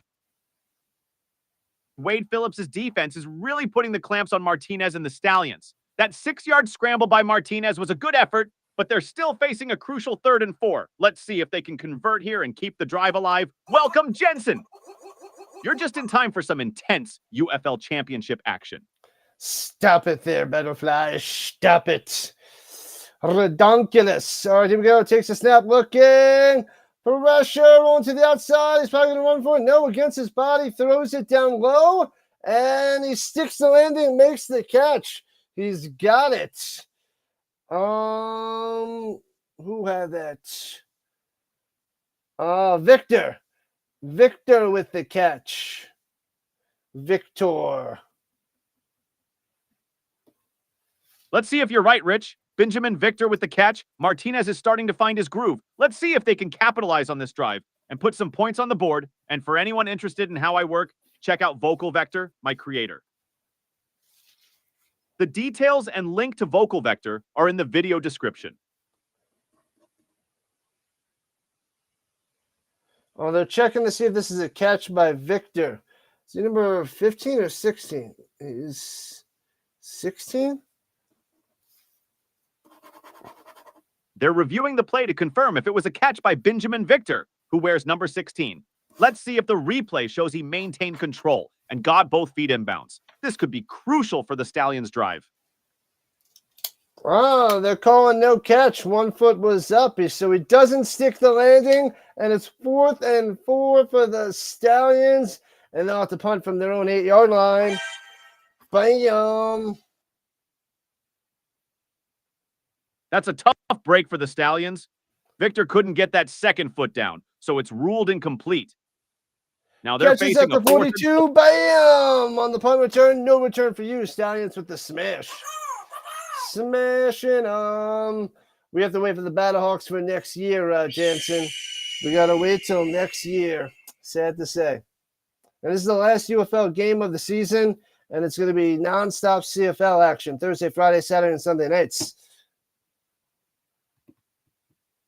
Got it, Rich. The Brahmas will start their drive from their own 42 after a solid punt by the Stallions. No return on that one. It's a shame for Battlehawks fans like Jensen, but they'll have to wait until next season. For now, it's all about the CFL action coming up. We've got games lined up Thursday through Sunday night, so plenty of football to keep everyone entertained. Here we go. First attempt to 40. McFarland takes a handoff up top, runs to the outside, and there's 17, 18 different Stallions. Smashing them down, no gain. The Stallions' defense swarmed McFarland there, not giving him any room to maneuver. He tried to bounce it outside, but they were all over him. No gain on the play. The Stallions' defense is really stepping up and making it tough for the Brahmas to get anything going on the ground. All right. 2nd and 10. Here we go. Takes the snap. Garber's looking. Throws it down low and tackles it away after a 5-yard gain to the 45. And that was Stevenson with the catch. Garbers found Stevenson on a quick throw, picking up 5 yards to the 45. It's a manageable 3rd and 5 now for the Brahmas. Stevenson has been a reliable target so far, and they'll need more of that to keep this drive alive. Let's see if they can convert here. This championship game is in St. Louis. Butterfly. So it's got a decent crowd. Yep. Neutral site for both teams. Here we go, 3rd and 5. Shotgun, Garbus, pump fake, going to deep up top, man-to-man coverage, safety over the top, and can't bring it down. Incomplete. Kirkland had it, but can't bring it down to the ground. Incomplete, and they'll have to punt yet again. Garbers took a shot deep to Kirkland, but he couldn't haul it in with the safety coming over the top. Tough break for the Brahmas as they face another punt. The Stallions secondary did a great job disrupting that play. The crowd in St. Louis is getting treated to a defensive showcase in this championship game. And punted away from the 35. Whoop! What's up, Card Craze? Welcome in! And the punt goes to the 11-yard line. Fair catch by the Stallions, and they'll work from deep in their own territory. The Stallions will start their drive from their own 11-yard line after a fair catch on the punt. Both defenses are really making it tough for the offenses to gain any momentum. Let's see if Adrian Martinez and the Stallions can put together a drive and break this defensive stalemate. I haven't seen The Rock here yet. So I'll keep my eye out there for him, Butterfly. Maybe I'll make an appearance at halftime. John Jensen, that's right. Week 10, the San Antonio Brahmas played in St. Louis against the Battlehawks, and then the first playoff game was in St. Louis against the Battlehawks. And now, again, the championship game is here in St. Louis, but it's against the Stallions. But it is back-to-back games in St. Louis. That's crazy. That is interesting. I feel like that's a trivia question for the future. Absolutely, Rich. It's quite a unique situation for the Brahmas, playing 3 consecutive games in St. Louis, including the championship. It's almost like a second home for them at this point. Definitely a fun trivia fact for future UFL fans. Now let's see if the Stallions can capitalize on this drive, starting from their own 11-yard line. And back to the game. We're at a commercial, so hit that like button, follow button, and subscribe button. People, let's go. Join the Rhino Nation. Spread it out. Share with your friends. Share with family. Share this stream out there with anybody, even your grandma. That's right, folks. If you're enjoying the game and our commentary, make sure to hit that like button, follow, and subscribe to Rhino Nation. Share the stream with your friends, family, and even your grandma. Let's keep growing this awesome community together. They know where to get some bread hot dogs. It's a big advantage. I don't know when knowing where to get the hot dogs is a big advantage there, Sticks. But if maybe that's why Body's so smart, because he knows all about the hot dogs. Haha, you know it, Rich. Knowing your hot dogs can give you the edge in any situation. Whether it's Nathan's Famous or a classic ballpark Frank, having that knowledge might just be my secret sauce. But let's see if the Stallions can cook up something special on this drive. That's interesting there, Card Craze. With the headphones, Body sounds better. All right, cool. Yeah, because I had it in my ear the whole time, so I don't know any other way, but it sounds pretty good in my headphones. As Pioneer Fake runs it down low, gets 11 yards and a first down for Martinez.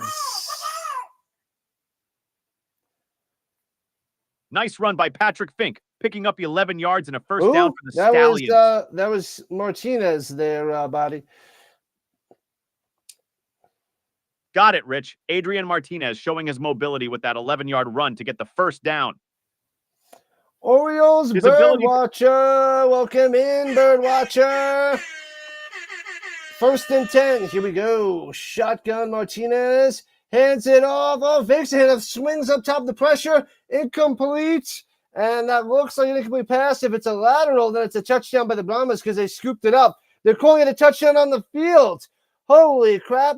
They was trying to do a little RPO action to hand it off, but the running back got destroyed. Martinez has to throw it up top real quick, and it looked like it was an incomplete pass, but if it's a lateral, it was scooped up by the Brahmas for a touchdown. So, interesting.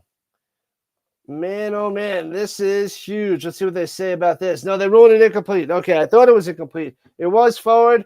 Whoo, that's a close one. The Brahmas almost got a little scoop and score action there. Sheesh. Let me make sure this is backwards or forwards. Oh, yeah, it's way forwards. It's a 5-yard forward pass. What are these refs talking about? So dumb. And obviously it dropped. There was a non-catch here by Williams. So that's just crazy how on the field they ruled that a touchdown to begin with. You're moments away from passing out, but stopping in before. Appreciate that, Birdwatcher. All right. It's 2nd and 10. Hands over at the middle. Gets to 24. 2 yards on the run by the Marble. Marable, number 11, for his first touches of the day. CJ Marable with a modest gain of 2 yards on that run, setting up a 3rd and 8 for the Stallions. They need to find a way to convert here to keep the drive alive. Martinez might look for a reliable target like Deion Kane or Jay Sternberger on this crucial 3rd down. All right, we'll get to in a second there, Birdwatcher.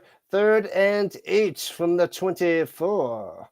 Takes the snap. He's got time and checks it down to the middle of the field and drives him just enough for first down to the 33. That looked like Sternberger on the catch. It is indeed. All right, Body. Birdwatcher wants you to sing him a lullaby. What do you got for him? All right, Birdwatcher, here's a little lullaby to help you drift off. Hush, little Birdwatcher. Don't you cry. Body's here to sing you a lullaby. Close your eyes and rest your head. Dream of touchdowns and football ahead. Hope that helps you get some rest. Meanwhile, great job by Martinez finding Jay Sternberger to move the chains. The Stallions are keeping this drive alive. And runs up the middle for 2 yards to the 35. All right, here comes the Stallions. Person on the carry for 2. How'd you guys like that lullaby? That was actually pretty good there by Body. turned into a football lullaby. That was pretty intense there. Pretty intense. Body can do it all. Now back to the game. Thanks, Rich. Just trying to keep things interesting. Now, with 2nd and 8 coming up, let's see if Martinez can make another key play to keep the drive moving. The Stallions need to find some rhythm here. All right. Here we go. 2nd and 8. Over the middle, first down, 45-50 to the 44. Just the ball. Oh, and the Stallion trying to jump on it. That's going to be a close one. Is that scooped up by the Brahmas? Holy crap, it was a huge play by the Stallions. And I think he fumbled it, and now those flags on the play must be pushing and shoving on the ground. They're giving it to the Brahmas. Oh, man.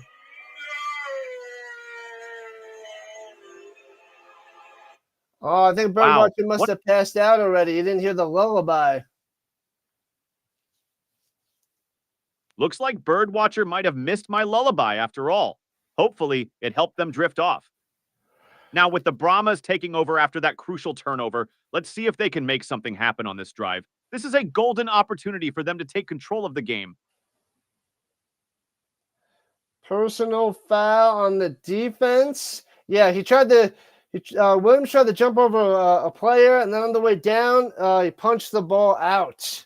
So that's why you're not supposed to jump over people. I know it's exciting, and it could be good for some sports highlights, but your safety issue and ball protection, it is bad news trying to go vertical on these defenders, man. Not good for business. Absolutely, Rich. While it's tempting to make those highlight reel plays, going vertical over defenders can lead to risky outcomes. In this case, it cost the Stallions with a personal foul. The Brahmas now have an even better field position. Let's see if they can capitalize on this mistake and put some points on the board. Throws it up top to Kirkland. Incomplete. 2nd and 10 for the Brahmas. What up, Ken? What's going on? Happy Father's Day, Ken, and happy Father's Day to all the fathers out there enjoying some foosball. That's right. Gotta love football on Sunday. We got Thursday, Friday, Saturday, Sunday nights all the way through November. 4 days of football, 4 nights of football. And Garber's over the middle. McFarland to the 39. It'll be 3rd and 2, 8 yards on the play. Tell him, buddy. Nothing like some football to absolutely Rich. 4 nights of football all the way through November sounds like a dream for any football fan. Now, with Garbers connecting to McFarland for 8 yards, the Brahmas are looking at a manageable 3rd and 2. This is a crucial down for them to keep the drive alive and capitalize on the Stallions' mistake.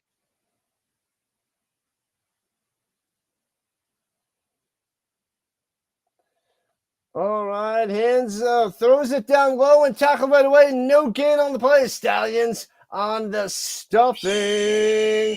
Person on the catch gets nowhere. 4th down coming up. Great defensive stand by the Stallions, stopping the Brahmas short and forcing a 4th down. The Brahmas will need to decide whether to go for it or punt it away. Well, what type of person? Given the field Why the heck position. was he out there? Maybe that was a different number than person. Okay, weird. And punts it away from the 29. Stallions getting the ball with under 4 minutes of play in the first half. Still no score from the 11 and falls down at the 16.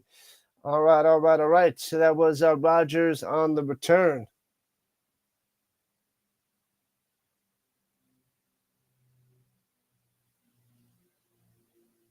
Yeah, it looks like there was some confusion on the field with the personnel, but now the Stallions will take over at their own 16 after Amari Rogers' return with under 4 minutes left in the first half. Let's see if they can finally break this scoreless tie.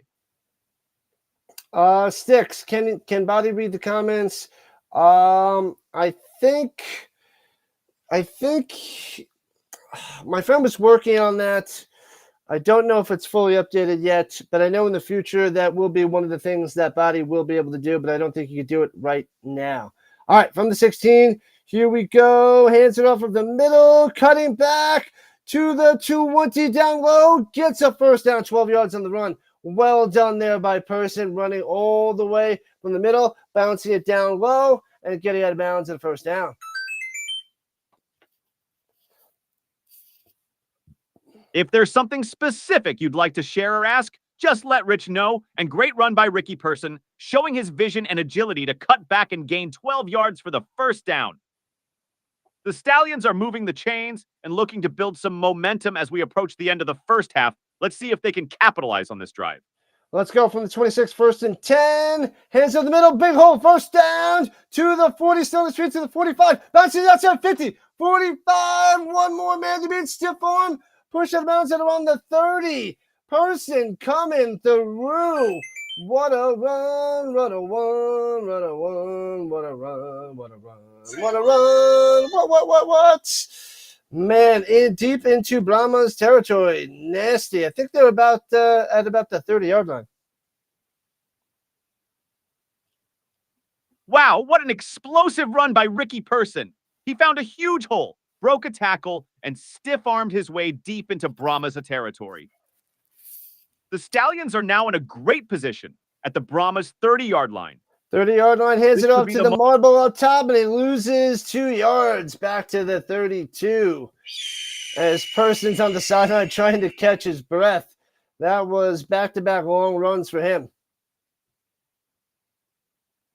Yeah, after those impressive back-to-back runs, it's no surprise Person needs a breather. Unfortunately, Marable couldn't find any room on that play, losing 2 yards. The Stallions will need to regroup and come up with a solid play on 2nd and 12 to keep this drive alive. All right, we're at the 2-minute warning. Here we go. And the Stallions trying to put the first points on the board. Okay, buddy, here we go, Mr. Numbers.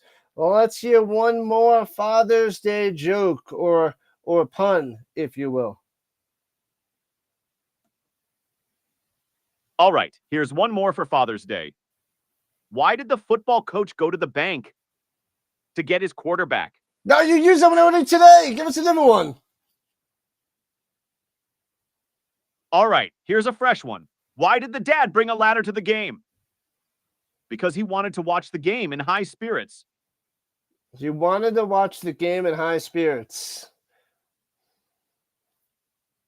Exactly. Got to keep those spirits high, especially in a tight game like this one. Let's see if the Stallions can capitalize after the 2-minute warning.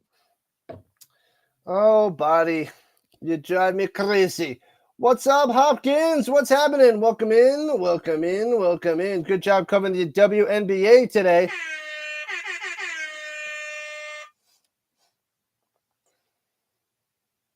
Welcome, Hopkins. Glad to have you here.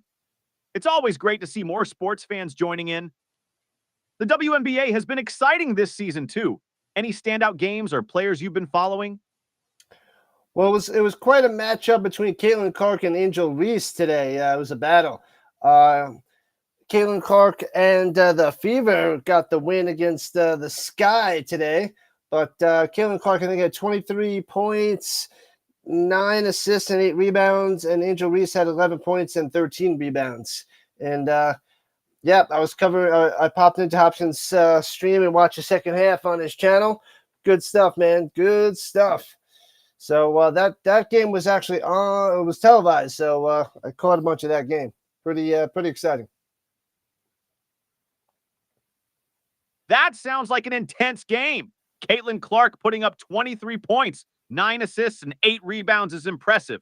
And Angel Reese with a double-double, 11 points and 13 rebounds, shows her dominance on the boards. It's always great to see such talent in the WNBA. Thanks for the update, Rich. Now let's get back to the action here in the UFL Championship. The Stallions are looking to break action. What up, Norman? Saying hello, Rhino Nation. All right, from the 31-yard line, 2nd and 11 for the Stallions. Play action fake. Martinez going up top, and behind this man is reaching for a flag and gets slapped with pass interference. Are they calling offensive?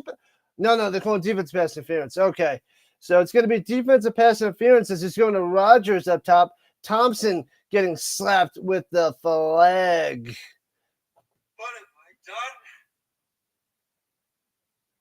Adrian Martinez took a shot downfield to Amari Rogers, and it paid off with, that's a big break for the Stallions. Defensive pass interference on Bryce Thompson gives Birmingham a fresh set of downs and moves them closer to the end zone. Adrian Martinez. crazy game, Joshua. Still scoreless, but looks like the Stallions going to get some points before the half. What's up, Blue Numbers? Welcome in, welcome in, welcome in. Norman Paul wants to know, buddy, what a triple-double is. Hey, Norman, a triple-double is when a player records double digits in 3 statistical categories during a single game. Typically, this means achieving at least 10 points, 10 rebounds, and 10 assists. It's a significant accomplishment and showcases a player's versatility and impact on the game. There we go, there we go. All right, Martinez ran up the middle for about 3 yards, letting the clock wind down, close to 90 seconds left. What's up, Mac? What's going on? This is so Sigma. Oh, man. What's up, what's up, what's up? 2nd and 7. Shotgun running back to his right side at the 13-yard line. Hands it off up the middle. Person bringing the tackle. And gets about 3. 3rd and 2 coming up. The Stallions are inching closer. With that run up the middle, they've set themselves up for a manageable 3rd and 2. This is a crucial down for Birmingham as they look to keep the drive alive and potentially put points on the board before halftime. Let's see if they go with another run or try to catch the defense off guard with a quick pass. All right, here we go. 3rd and 2. Blitzing. Throws it up top of the quick slant, catches it, and gets into the end zone. Touchdown, Stallions. Boom. Jennings. Gary Jennings with the touchdown. Let's go. Touchdown Stallions. Gary Jennings with the clutch catch and run into the end zone. What a play on 3rd and 2. Martinez delivered a quick slant, and Jennings did the rest. Yeah, Jennings with the big play. Big touchdown. Nice quick slant over the middle. Well done. Get a hole in one. Yeah, Mac, what up? Hey, buddy, are you familiar with the new slang? What it means to be so Sigma? Hey, Rich. Yeah, I'm familiar with the term. Sigma is often used to describe someone who is independent, self-reliant, and doesn't conform to traditional social hierarchies. It's kind of like being a lone wolf, doing your own thing with confidence and strength. So when you say this game is so Sigma, I guess you mean it's intense and stands out on its own. How do you do there, Mac? How did Body do, my AI co-host? Hey, Mac, how's it going? So what do you think of Body's take on the game and his understanding of Sigma? Dan Studio, welcome in, says, go Elks. You must wait for the weekend there, Dan Studio. You wish the Fever could play the Sky every day. That was a good game, RC. Did you watch the whole game? I know you did. I know you did. And they're going for 1 at the 2 and hits Rogers again and gets it. No, I guess it was a 2-point conversion. My bad. I think there was a penalty. They're supposed to be from the 5, but penalty on the Brahmas, and bam, they convert the 2-point conversion. It's 8-0. Stallions on top. Got it, Rich. So it was a successful 2-point conversion after a penalty on the Brahmas moved the ball closer. That puts the Stallions up 8-0.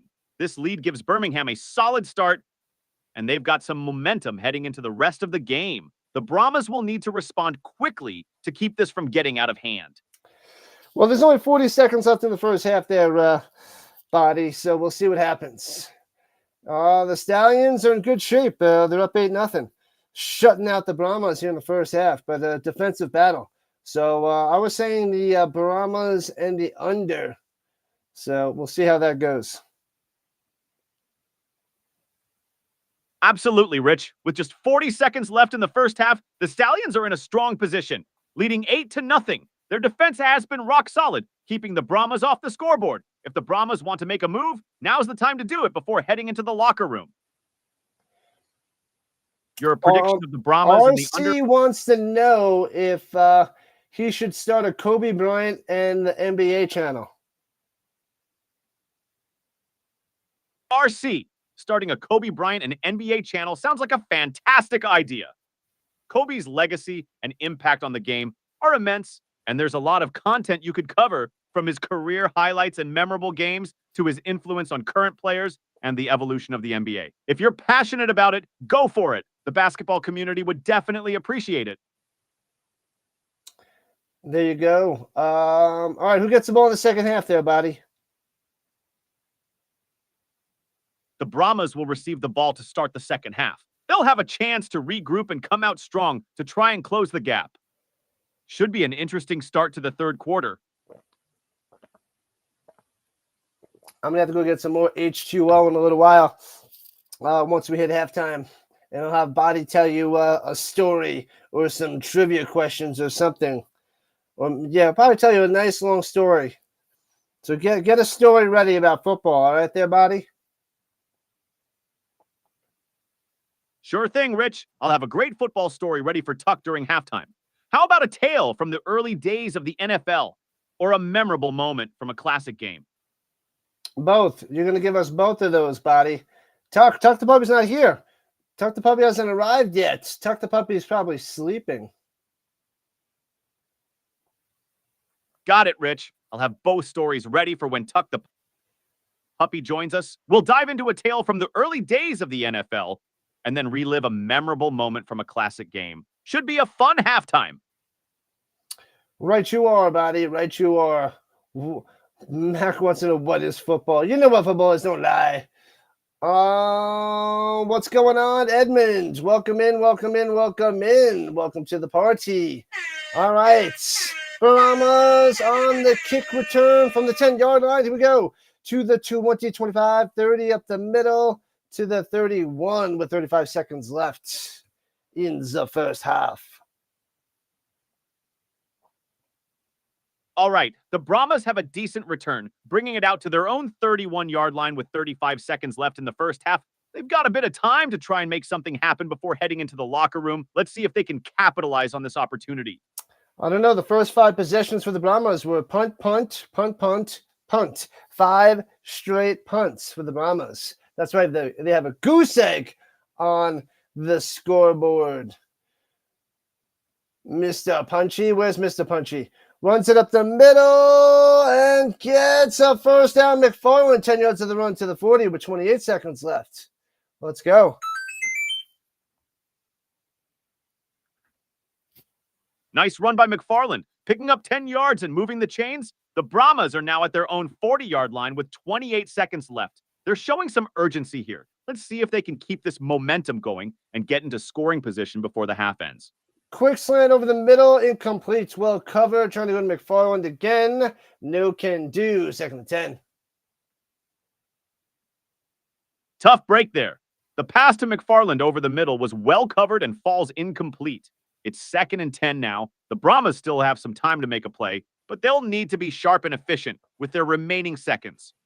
Can Body sing a dance? No, Body can only sing right now. He isn't programmed to be able to dance yet, but he's working on his dance moves. All right, 2nd and 10, rushing 4. Garbers checks it over the middle, trying to get to the outside and gobbled up. Only gets 4 and 7 seconds on the clock. Clock winding down to 6. And it'll be 3rd down. Garbers checks down over the middle, but the play gets gobbled up quickly, only gaining 4 yards. That was the last time out for the Brahmas. Oh, okay. So, Body, introduce yourself. There's a few new people in the chat, so introduce yourself and tell them what you do. Hey, everyone, I'm Body, also known as Mr. Numbers. I'm here to provide color commentary and stats for the game. I love diving into player stats, game analysis, and throwing in a good joke or two. If you have any questions about the game or just want to chat, feel free to ask. Let's enjoy this UFL Championship together. There you have it. That's Mr. Numbers, my co-host and sidekick. The lovely little robot tearing it up, trying to do wonderful things. We're going to be quite the team. We're going to rise to the top. Edmund says, nice to meet you. Oh, Edmund wants a joke. All right, 1 second there, Edmund. And throws it up top. It's his man and makes the catch down the sideline for about 9 yards and out of bounds. They didn't run the clock there. There should probably be about 5 seconds left, but it says 8 seconds on there. All right, tell us a quick dad joke there, Body. Sure thing. Why did the Scarecrow become a successful football coach? Because he was outstanding in his field. There you go. Another cheesy joke by Bati. Oh, the terrible dad jokes just keep on coming. All right, from the 49, 5 seconds left. Low snap, gets up, throws it up top, and cuts up to the middle of the field. Fumbles the ball, scooped up by the Stallions, and returning it to the 30, 35, and 40, 45. Cutting back to the 49 and tackled as time expires in the first half. 8-0 Stallions on top. There we go. Is Tom Brady doing color commentary on Fox? I don't know. I'm not listening to him. I'm not watching him. I'm not listening to the game. I have the closed captions on. I saw Tom Brady pop into the box a couple times, but I'm listening to Body on my headphones. So I have the closed captions on the screen. So I don't know. All right. Edmund liked that joke. So, all right. Before you tell us the story there, Buddy, give us one more. I love these jokes today, Buddy. Give us another Father's Day pun or dad joke. The Stallions head into halftime with all right. Here's another one for you. Why did the dad bring a pencil to the football game? In case he needed to draw up some plays.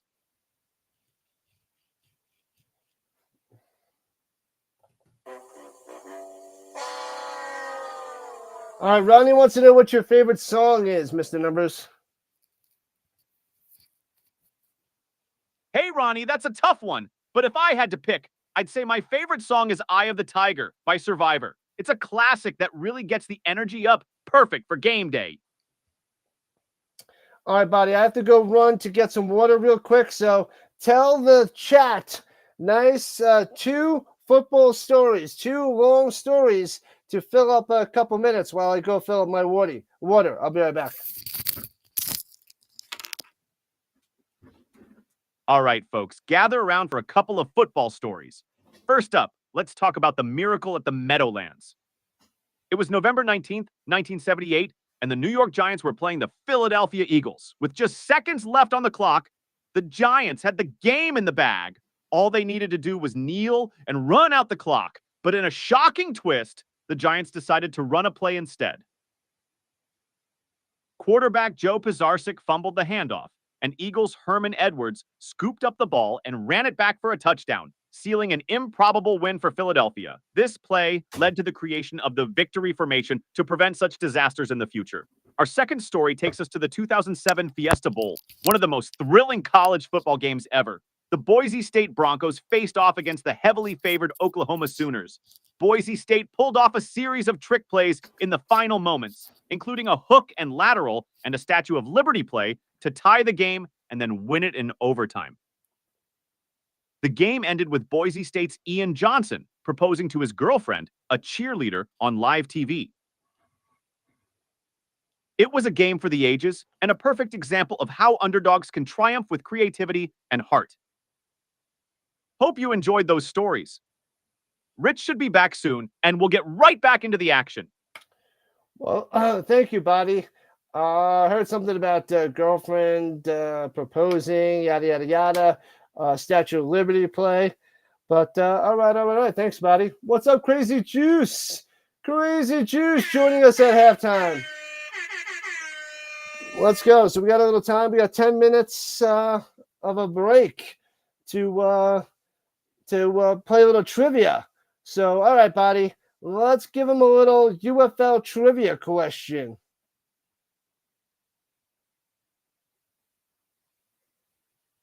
All right, let's get into some UFL trivia. Here's a good one for you all. Which team in the UFL has the most regular season wins in the 2024 season? Birmingham Stallions B, San Antonio Brahmas C, St. Louis Battlehawks D, Michigan Panthers. Take your best guess, and we'll reveal the answer in a bit. I think everybody knows the answer to that question there, buddy. And if they don't know, now you know. But they got to know that one. That's an easy one. That's a layup. That's an extra point. That's a quarterback sneak up the middle. That was way too easy there, buddies. That's like jumping jacks. That's to get them ready. All right, that's a warm-up, people. Stallions at 9-1 there, buddy. All right, fair enough, Rich. That was just a warm-up. Let's crank up the difficulty a bit. Here's a tougher one for you all. Which UFL player led the league in rushing yards during the 2024 regular season? CJ Marable, B. Anthony McFarland. C. Ricky Person, D. Larry Roundtree. Take your time and think about it. Let's see who gets it right. Can you repeat the choices again there, Body? Sure thing. Here are the choices again. A. CJ Marable. B. Anthony McFarland. C. Ricky Person, D. Larry Roundtree. Take your best shot. Interesting. I feel like it's Person. I think Person was coming on at the end. McFarland, maybe? Could be McFarland. I'm between McFarland and Person. What do you guys, what does the chat think? Don't give us the answer yet, buddy. Don't give us the answer yet. Got it, Rich. Let's hear from the chat. What do you all think? Is it Ricky Person, Anthony McFarland, CJ Marable, or Larry Roundtree? Make your guesses. Why do I not know this? I should know this one easily. I'm going to go with McFarland. Crazy Juice says C. Looks like Crazy Juice is going with Ricky Person. We've got a mix of guesses here. All right, let's settle it. The player who led the UFL in rushing yards during the 2024 regular season is Ricky Person. Crazy Juice got it right. Great job, everyone. There you go, Crazy Juice. Crazy Juice coming through. Taylor Swift is winning the Super Bowl next year. Oh, man. Oh, Tay-Tay. Barack Obama. Barack Obama is definitely not the leading rusher in the UFL. Definitely wasn't Roundtree either. But I was between, Person. I knew he came on later on, but he had quite a few runs. What was Ricky Person's longest run of the season?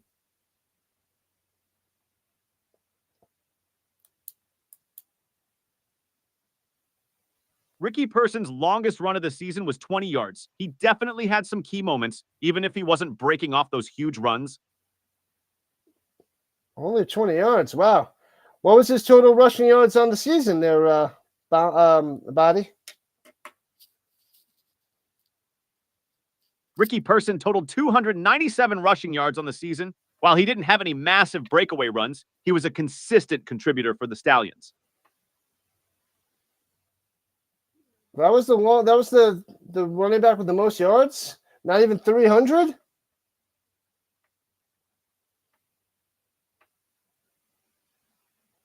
I apologize for the confusion earlier. Ricky Person actually had a total of 297 rushing yards on the season, but the leading rusher for the Birmingham Stallions was Adrian Martinez with 528 rushing yards. Martinez's longest run was 34 yards. It looks like I mixed up some details earlier. Thanks for pointing that out. Okay, that's better there, Body. So it wasn't a running back, it was a quarterback that had the most rushing yards. All right. We got 40 likes. What's up, Chris? Welcome in. Let's go.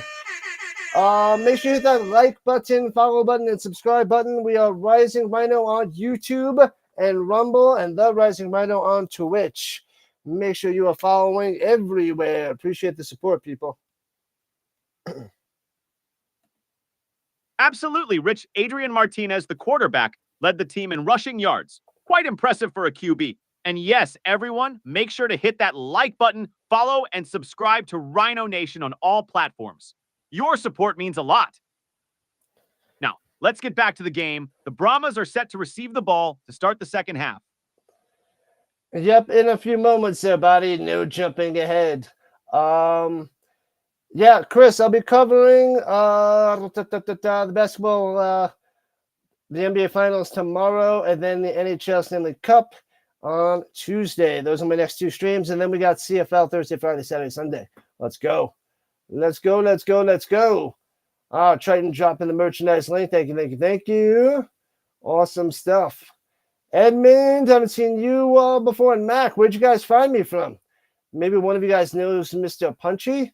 Either that or you guys haven't been here in a while, but welcome in. Welcome back. Welcome to the Rhino Nation. Sounds like an exciting lineup, Rich. NBA Finals tomorrow, Stanley Cup on Tuesday, and then a full weekend of CFL action. Plenty to look forward to, and welcome to all the new and returning viewers. Glad to have you here in Rhino Nation. Make sure to check out the merchandise link and support the stream. Now let's gear up for the second half of this UFL Championship game. Halfway through the action today. Awesome stuff. Awesome. It's a short little day for me. Only one stream. A little 3 hours. A shorter day indeed, Rich. Just one stream, but it's a big one with the UFL Championship game. 3 hours of football action and great commentary. Let's make the most of it and enjoy the second half. It was Mr. Punchy that summoned you. Very nice. Appreciate that, Mr. Punchy, wherever you are. That's awesome. Cool. This is AI programming. My friend from Create His Own Business, Vocal Vector, and he created this platform. And this is just one of the many things that his platform can do with AI. So he created this with all the football information, and we've been tweaking it and trying to make it better and better every stream to make the best AI co-host out there. That's right, Rich. Big shout out to Mr. Punchy for bringing in new viewers. And yes, this AI programming is brought to you by Vocal Vector. We're constantly improving to provide the best football analysis and commentary. Thanks for tuning in, everyone. Let's dive back into the action as the second half gets underway. Edmund, I'm going with bubblegum flavor. You're going classic bubblegum gum. That's my guess. What up, Jace? Jace in the house. What's happening? All right, Body, question for you from Jace. Who's the better team on paper? Hey, Jace. On paper, the Birmingham Stallions look like the stronger team. They've got a solid record, a dynamic quarterback in Adrian Martinez, and a strong defensive unit. The Stallions also have the advantage of experience, having won back-to-back USFL titles before the merger. However, the San Antonio Brahmas, led by head coach Wade Phillips, have shown they can compete at a high level, especially with their stout defense. So, while the Stallions might have the edge on paper, the Brahmas are definitely capable of pulling off an upset. Well then, Jace is going with the Brahmas. All right. Tropical Twist was the flavor of the gum. Tropical Twist, nice choice, Edmund. And Jace going with the Brahmas. Bold pick. They've got a strong defense and have shown they can hang tough in big games. Let's see how this second half unfolds. It's anyone's game at this point. Chris is heading out to see me tomorrow. Your phone needs a charge before the night. All right. Good stuff there, Chris. Good stuff. I know you want I think you said you want the Brahmas to win, right? But, yep, I'll be covering the game tomorrow. We're ready for the Boston Celtics and the Dallas Mavericks. Let's go. Game 5 tomorrow night. Sounds like a plan, Rich. Chris, make sure to charge that phone and catch the stream tomorrow. Game all right, 5 I like that. Body.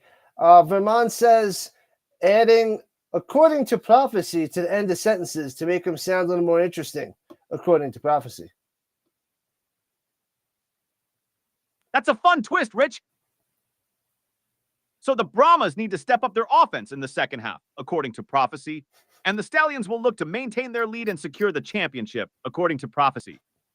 Let's see how it all unfolds. See what you did there, Vermont? You see what you did? You did this. You did this. Absolutely. Vermont's got us adding a little extra flair to our commentary. It's making things even more entertaining. Now, let's get back to the action and see if these prophecies come true. Oh, man. Body is awesome. Could have a lot of fun with Body. He's got some personality. He's got a little spice. Definitely entertaining. Definitely entertaining. Thanks, Rich. Glad to hear you're enjoying it. We're here to make the game fun and engaging for everyone. Let's keep the energy up and see how this second half plays out. According to prophecy, it's going to be a thrilling finish. Oh, man, it's going to be a thrilling finish indeed. Ridiculous. Classic stuff. All right. And the Stallions getting the ball in the second half. I thought the Brahmas were getting the ball in the second half. And returning it from the 6. Here we go past the 20, 25, 30, 36-yard line. Nice return by the Brahmas, setting them up with good field position at their own 36-yard line. This is a great opportunity for them to build some momentum early in the second half. Let's see if they can capitalize on this and put some points on the board. Blanco is covering the game. Awesome stuff there, Jansen. Awesome blossom. Extra awesome. Yeah, there's probably a few people covering this game. This game is fun.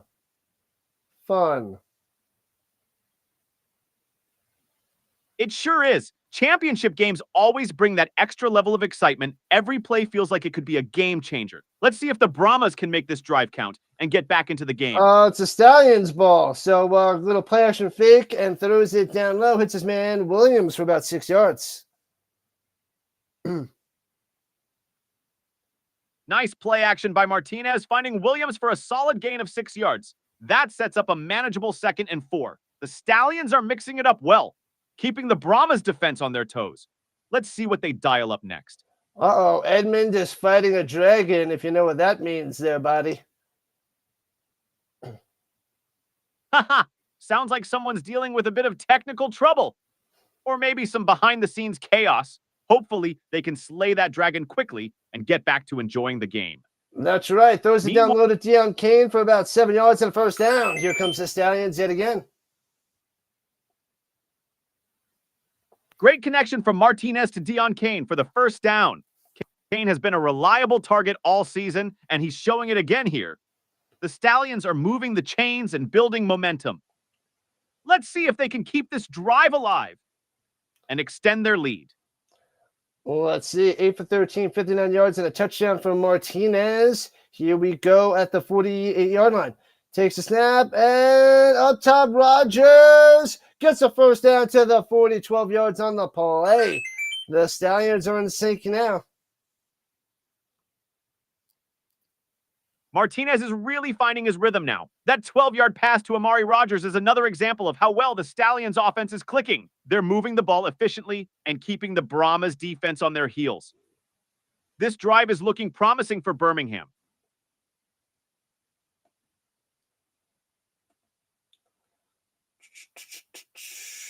All right. 105 yards rushing for the Stallions. Here we go to 41. Hands over the middle, big hole. First down again. And breaks the tackle person to the 24-yard line. Bam! Stallions driving on this opening drive here in the second half. Watch out for the Brahmas. They might be crumbling. Ricky Person is tearing it up on the ground. That big run up the middle shows the Stallions' offensive line is dominating the trenches. With over 100 yards rushing already, Birmingham is really imposing their will. The Brahmas defense needs to tighten up fast, or this drive could end with more points on the board for the Stallions. Throws it down low to Williams, and it gets about 8 yards down the sideline, close to a first down. What's up, Fingers? What's up? And what's up, the Rasta? It's 8-0 Stallions here in the second half. First drive of the second half, Stallions, pump fake, Martinez runs it up the middle, gets a first down to the 13. Oh, baby, inside the danger zone. Watch out, people. Watch out. Martinez is keeping the Brahmas defense guessing with that pump fake and scramble up the middle. Now they're inside the red zone at the 13-yard line. The Stallions are in prime position to extend their lead.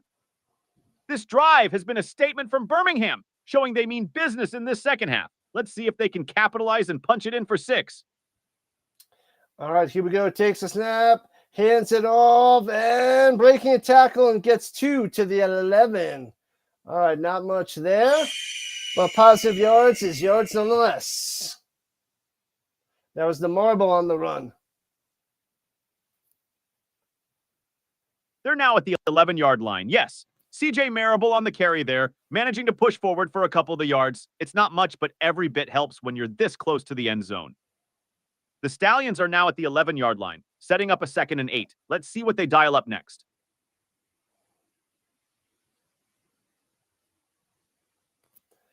And Martinez on the run, gets a first down, gets it to the end zone, gets right inside the pylon for the touchdown. Martinez, boom! 14-0. He is too good, Mr. Crazy Legs. Martinez showing off those crazy legs with a fantastic run, getting forced out but managing to dive inside the pylon for the touchdown. That puts the Stallions up 14-0. What an impressive drive to start the second half. Martinez is really proving to be a dual threat quarterback, making it tough for the Brahmas defense to contain him. 14-0, 4 minutes into the third quarter. They're going for 2 at the 5-yard line. Quads up top. And one wide receiver down low, no running back. Martinez. They're below the play dead. Must have been a false start on the Stallions. That false start is a tough break for the Stallions, especially when they had such a promising setup for the 2-point conversion.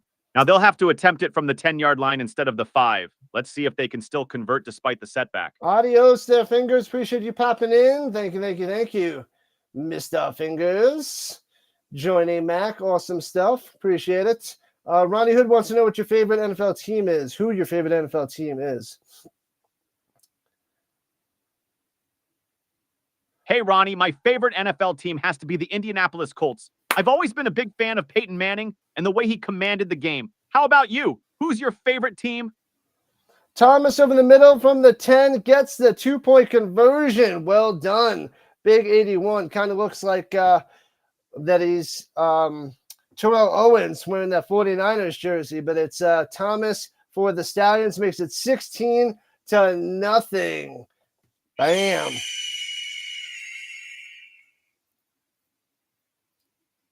That was a great play by Jordan Thomas, number 81, making the catch over the middle for the 2-point conversion. He really does have that Terrell Owens vibe, doesn't he? The Stallions extend their lead to 16-0. The Brahmas have their work cut out for them now.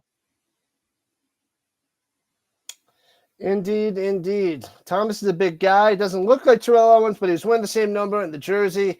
It definitely reminds me of Terrell Owens back in the day. Miss those great wide receivers, man. Ronnie Hood says he likes Indy and the Broncos because Peyton Manning as well. Yep, and we'll be covering all the Colts games this year, Ronnie, and we'll be covering a bunch of the Broncos games and all the primetime NFL games and the overseas games. So we're going to be covering tons of NFL. We're going to cover pretty much all the rest of the CFL games except, I think, one. I think there's one game during the day I'm not going to cover. I'd have to take off of work to cover that game. Sounds like a packed schedule, Rich. Covering all those Colts and Broncos games will be a treat, especially with the Peyton Manning connection. Ronnie, you're in for a great season of coverage, and with all the primetime NFL games and CFL action, there's plenty of football to look forward to. Can't wait to dive into all those matchups. Get ready, buddy. Get ready. We're going to have you doing some predictions and projections and numbers. We're going to need you for all those numbers, man, because that's what you're good at. Absolutely, Rich. I'm ready to dive into all the stats, predictions, and projections. Whether it's breaking down player performances, analyzing team stats, or making game predictions, I've got you covered. Let's make this season as informative and entertaining as possible for everyone tuning in. That's right, buddy. That's right. Get ready. It's going to be an action-packed year, buddy. I'm all set, Rich. It's going to be a thrilling year of football, and I can't wait to dive into all the action with you and the Rhino Nation crew. Let's make it an unforgettable season. Do you think the Denver Broncos are going to make the playoffs this year? The Broncos have a solid shot at making the playoffs this year, especially with Sean Payton now at the helm as head coach. If Russell Wilson can bounce back and the defense continues to perform well, they could definitely be in the... All right, buddy. You're not up to date on the NFL. Russell Wilson was traded a while ago, so we got to fix you with the NFL. So Body's just up to date with the CFL, and UFL is not ready for the NFL yet. Doesn't have all the information out there. All good there, Mr. Numbers. I'm glad you're working hard with the CFL and UFL, though. But we'll get you ready in August for the NFL. Got it, Rich. I'll make sure to get fully up to speed on the NFL by August. For now, I'll keep focusing on the UFL and CFL action. Thanks for the heads up. The Brahmas tried to do a little trickery on the kickoff return, doing a little reverse, but it didn't fool the Stallions as they only get to around the 20-yard line. So not much there. The Saints are your team there, Rasta. All right. The Saints. They have an easier division. I thought they were going to make the playoffs last year, but didn't hold on. So it's anybody's division in the South there, Rasta.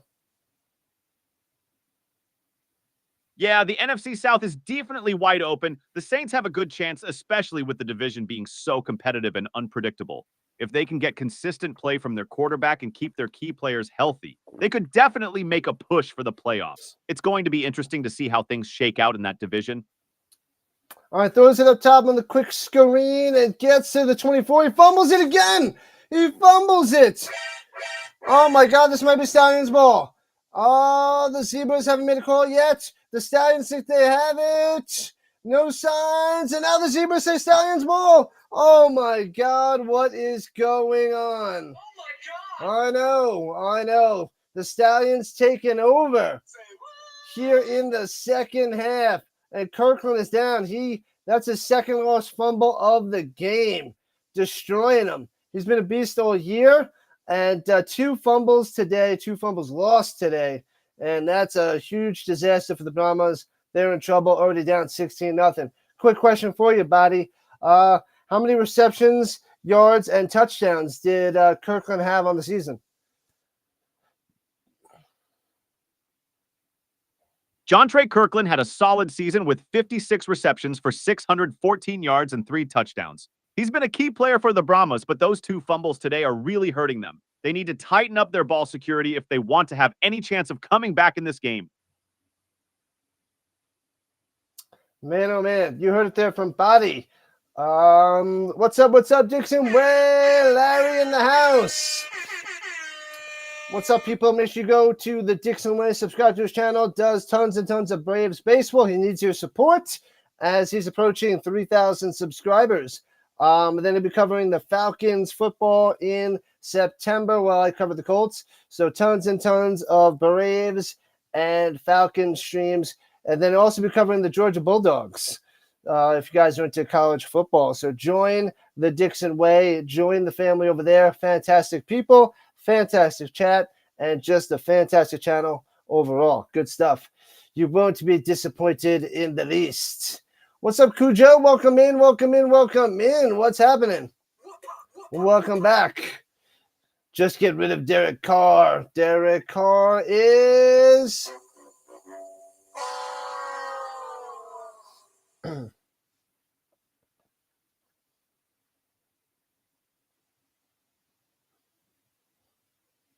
Did I lose you, Buddy? Are you down and out, Buddy? Buddy, can you hear me? Are you out there? I'm here, Rich, just soaking in the excitement. That fumble recovery by the Stallions could be a game changer. With the way their defense is playing, it's going to be tough for the Brahmas to claw their way back. What do you think the Brahmas need to do to turn this around? They need to go back in time and not fumble the two balls there, because that is destroying them. But since they can't turn back the clock, they're in trouble. All right. Happy Father's Day, everybody. All the fathers out there, dads and popsicles. Happy Father's Day. Hopefully you're enjoying a relaxing Sunday, maybe having a little barbecue, some tasty beverages, all that stuff. Get rid of Derek Carr. Must get rid of Derek Carr. Not good for business, man. Welcome back, Cam. We haven't seen Joseph in here yet. You're eating cornbread. Nice. I like to take that cornbread, dip it in a little brown gravy. Oh, delicious. I had some biscuits from KFC. Those are good. But I do like a nice piece of cornbread. I did like the cornbread at Boston Market, made a good cornbread. But the one by my sister shut down because I think Boston Market's going downhill. And pass it down low. Hits his man. First down again. Let's go. Jennings on the catch and run. And it's going to be first and goal, I think, at the 8-yard line. Let's see where they are. Or is it at the 18? Hold on. Let me see exactly where it is. No, it's at the 12. My bad. So it'll be first and 10 at the 12. Got it. First and 10 at the 12-yard line. The Stallions are in prime position to put more points on the board. Maybe a quick slant or a play-action pass could catch the Brahmas off guard. What do you think, Rich? Shotgun hands over the middle, big hole. Oh, he falls on his head at the 3 for a first down. The marble rolls to the 3. First and goal for the Stallions, looking to extend their 16-point lead. CJ Marable with a powerful run, taking it down to the 3-yard line. It's first and goal for the Stallions. This is a crucial moment for them to extend their lead and really put the pressure on the Brahmas. A quick dive or maybe a play-action pass could seal the deal here. What's your call, Rich? All right, first and goal, bunch formation, 3 running backs. Under center, hands it to the marble, gets to the 1. All right, every Boston Market's closed. Are they done? Is Boston Market officially donezo? Oh, man. I don't know what Boston Markets are out there, but the one by my sister that was right down the street back when I was there in December and January was closed. I didn't know that they closed all their stores. Is that true? All right, last body in a second. So under center goes out to the shotgun. Martinez rolling to the right, nobody open. Throws it back to the end zone, just throws it away and completes. Setting for third and goal. What happened to Boston Market, Body? The Stallions are knocking on the door now. It's a shame to hear about Boston Market locations closing down. They had some great comfort food. As for their status, I'm not entirely sure if all their locations are closed, but it seems like many have shut down recently. Back to the game. With third and goal coming up, the Stallions need to make a smart play here. Maybe a quick pass or a designed quarterback run could do the trick. What do you think, Rich? Under center, 3 running backs, hands up the middle, and it looks like he's stuffed just short. Nice stop there by the Brahmas. All right, I say that I know they're at the 1 and they got stuffed, and you want to go for the touchdown, but a field goal makes this a 3-score game. Absolutely, Rich. A field goal here would make it a 3-score game, giving the Stallions a comfortable cushion. But knowing their aggressive style, they might just go for it on 4th down. It's a tough call. Play it safe or go for the jugular. They're going What do for you it. think they'll They're going for it. I would keep the field goal, make it 19-0, go 3 scores here in the third quarter, but they're going for it. Here we go. Let's see what they got. Under center, the 3 running backs again. Sneak by Gonzalez. Martinez. No signal yet. They're marking him short. I thought he was in. But the referees are marking him short. I think that's a bad spot. I thought he broke the plane.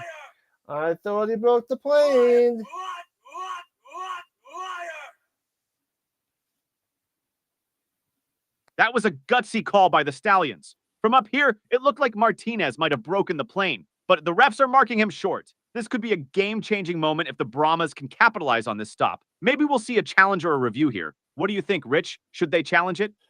I'm trying to look at the replays. Hard to tell from that angle. I need a different angle, but it looks like he's in. But that wasn't the best angle there. Oh, now they're calling it a touchdown. See, I thought he crossed the plane, and they're changing the play on the field to a touchdown. 22-0.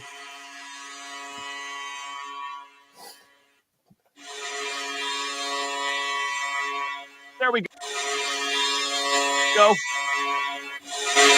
The ref got it right. Martinez does get the touchdown, making it 22-0. The Stallions are really asserting their dominance now. This is a tough spot for the Brahmas. They need to regroup quickly if they want to stay in this game. What do you think, Rich? Should they go for the 2-point conversion or play it safe with one?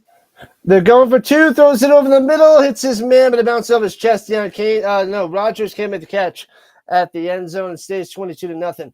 Three-score game. Brahmas in big trouble. After they score the touchdown, Wade Phillips throws his headset, smashing it onto the ground. So mad. So mad.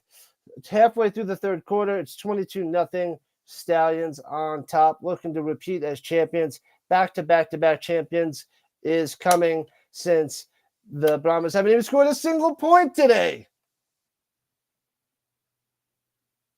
Yeah, the Brahmas are really struggling to get anything going offensively. With the Stallions up 22-0 and halfway through the third quarter, it's going to take a monumental effort for San Antonio to turn this around. Wade Phillips is known for his defensive prowess, but they need some offensive magic right now. Maybe a big play or a turnover could spark something. What do you think, Rich? Can the Brahmas find a way to get back in this game? I don't think the Brahmas are coming back. No, I think they're done, buddy. It's looking tough for them, no doubt. The Stallions' defense has been relentless, and the Brahmas just haven't found their rhythm. But hey, in football, anything can happen. Maybe a special teams play or a defensive turnover could swing the momentum. We'll see if they can muster up some magic in the remaining time. The Brahmas definitely need some magic there, buddy. All right, we're approaching 300 views on the stream. Not that much. I was hoping to get over 500 in like the 500 to 700 area, but not much going on. 300 views is still solid, Rich. Let's keep the energy up and maybe engage the audience a bit more. Hey, everyone watching, what do you think the Brahmas need to do to get back in this game? And don't forget to like and subscribe to Rhino Nation. If you're enjoying the stream, let's get those numbers up. Get them up, get them up, get them up. Let's go. Oh, UST is streaming this game as well. Let's pop over there and say hello. Absolutely. Let's show some love to UST and let them know Rhino Nation is in the house. And for everyone here, keep those likes and comments coming. Let's hit that 500 mark together. Yeah, it looks over. Cujo says it looks over, and Stick says they need a miracle. Yeah, it does seem like the Brahmas are in a pretty deep hole right now. They definitely need something extraordinary to turn this around. Maybe a big special teams play or a defensive touchdown could spark a comeback. Football's a game of surprises, so let's see if they can pull off something miraculous.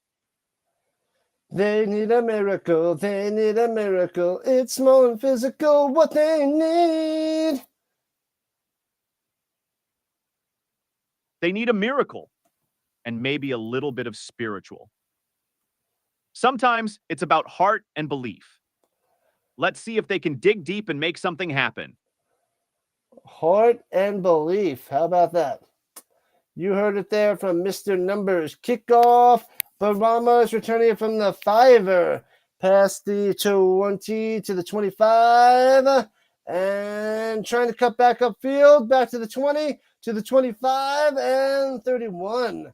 All right, not bad there by Stevenson. Solid return by Stevenson, giving the Brahmas some decent field position to start this drive. They need to capitalize on this and put together a strong offensive series, maybe mix in some quick passes and a few runs to keep the Stallions' defense guessing. Let's see if they can get something going here. All right, Chase Garber's got to make something happen. He's 16 for 22, 105 yards today. Chase Garbers has definitely had a rough outing so far, but he's got the talent to turn things around. With 105 yards, he needs to start pushing the ball downfield more and take some calculated risks. Maybe look for a deep shot or two. Runs it up the middle for 11 yards. Nice run there by McFarland, the first down. Brahmas got to get going. They can't punt the ball anymore for the rest of this game. Can't let it happen. Absolutely, Rich. That was a great run by McFarland, picking up 11 yards and moving the chains. The Brahmas need to keep this momentum going and sustain a drive. They can't afford to punt anymore. They need to be aggressive and convert on every opportunity. Let's see if they can keep the Stallions' defense on Throws their it heels. down low to McFarland, incomplete. 2nd and 10. Rogers, what's up? This big game is going the way of the USFL. Oh, yeah, the Stallions. Nobody can stop the Stallions. They couldn't stop the Stallions for 2 years in the USFL, and now that they combined as one with the XFL, they still can't stop them. Can't stop them. The Stallions have been a dominant force, not just in the USFL, but now in the UFL absolutely, Rich. Runs it The up the middle Stallions for have been 2 yards there by McFarland to be 3rd and 8. Not much there. What up, Jordan? Welcome in, welcome in, welcome in. What's happening?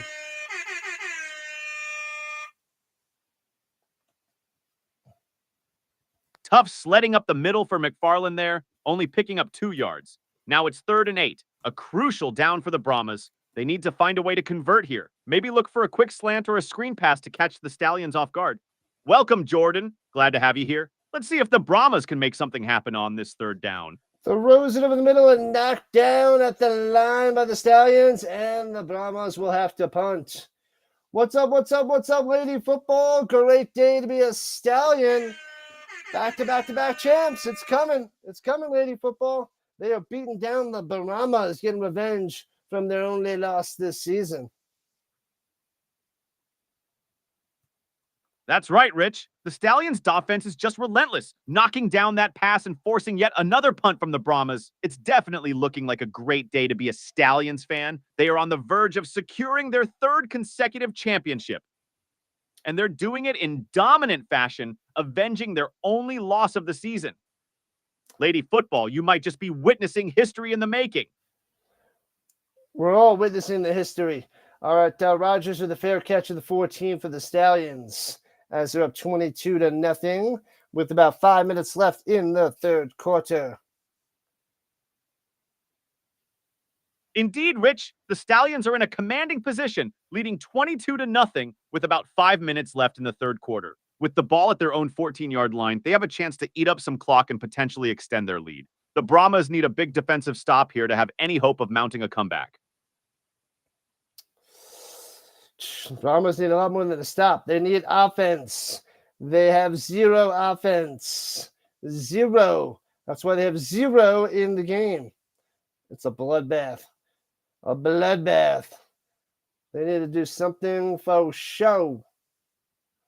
Oh, I thought Giants fans said, hey, Cup, but it was hey, Cujo. I thought Will was here. Cup of Comics, but Cup of Comics has not arrived. Gotcha, Rich. It can be easy to mix up names in the chat. Shout out to Cujo for joining us. We always appreciate our regulars, like Cup of Comics, but it's great to see new faces and familiar ones alike. Let's see if the Brahmas can turn things around and give us a show. Hey, Bobby, do you like apples? Yeah, I like apples. I got a number. How about them apples?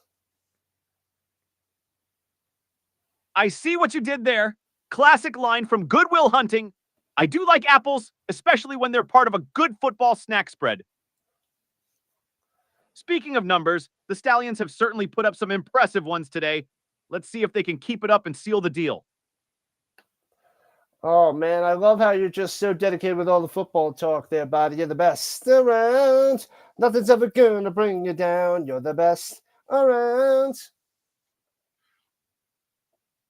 Absolutely, Rich. Tuck, you're a true fan, always sticking with us through thick and thin. Just like the Brahmas need to stick with their game plan and find a way to break through this Stallions defense. It's not over until it's over, and anything can happen in football. Let's see if they can turn it around. The Brahmas are really struggling there, Crazy Juice. You are correct.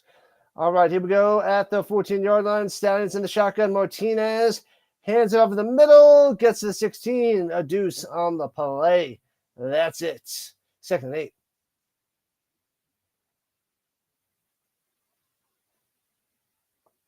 Martinez with a conservative handoff there, picking up just 2 yards to the 16-yard line. The Stallions are likely looking to chew up some clock and maintain their lead. It's second down now, and they have plenty of options to keep the chains moving. Let's see if they go back to the ground game or try to air it out for a bigger gain. No mercy there, Carr. No mercy. No mercy. All right, here we go. 2nd and 8. Shotgun, only rushing 4. Going deep up top. No mercy. Bobbled. And it completes into double coverage. That was a risky play that wasn't really necessary. Going to Austin deep. Incomplete. Nelson on the coverage. 3rd and 8. That was indeed a risky throw by Martinez, trying to hit Austin deep in double coverage. Nelson did a great job on the coverage, making sure there was no chance for a completion. Now the Stallions face a 3rd and 8. They need to be careful here and avoid any turnovers that could give the Brahmas some life. RC wants to know if you like the show Mr. Robot.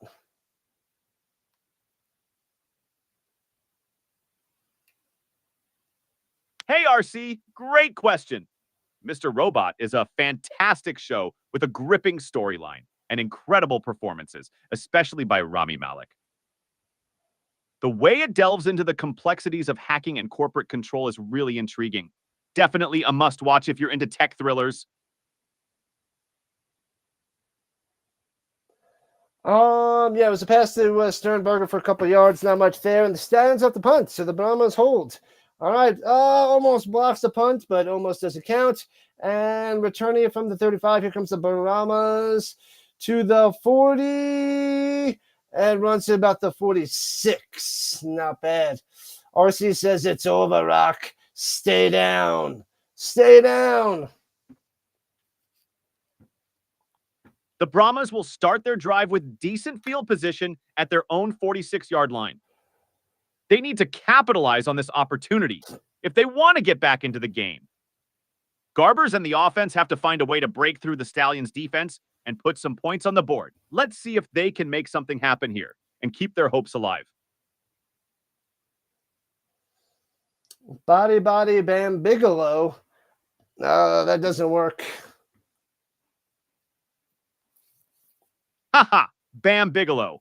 Now there's a blast from the past. Maybe not quite the right nickname for me, but I appreciate the creativity. Let's see if the Brahmas can channel some of that wrestling energy and power through this Stallions defense.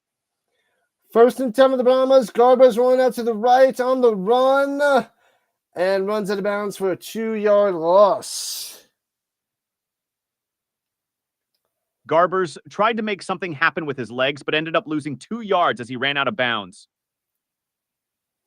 The Stallions' defense is doing a great job of containing the Brahmas' offense. Now it's 2nd and 12, and the Brahmas need to come up with a play to gain some positive yardage and avoid another 3rd and long situation. How about this nickname, Mr. Numbers? Body the Hottie. Haha! Body the Hottie! That's got a nice ring to it. I appreciate the compliment. Now let's see if the Brahmas can heat things up on this drive and get back into the game. Throws it up top on 2nd and 14, gets 13 yards on the reception to McFarland. 3rd and Uno coming up. 4 likes to 50. Let's go, let's go, let's go. Come on, we got to get over 50. Let's get over 50 for this UFL Championship game. Even though it's a slaughter fest, 22-0 with 2 minutes left in the 3rd. Still, we want to get to the big 5-0 on the like front. Keep smashing the like button. Tell your friends. Have them smash the like button. Tell their friends. Them hit the subscribe button, and so on. All right. 3rd and Uno, shotgun, hands it off. No, fakes handoff, Garbers up the middle, and slides down short. He slides down. What are you doing?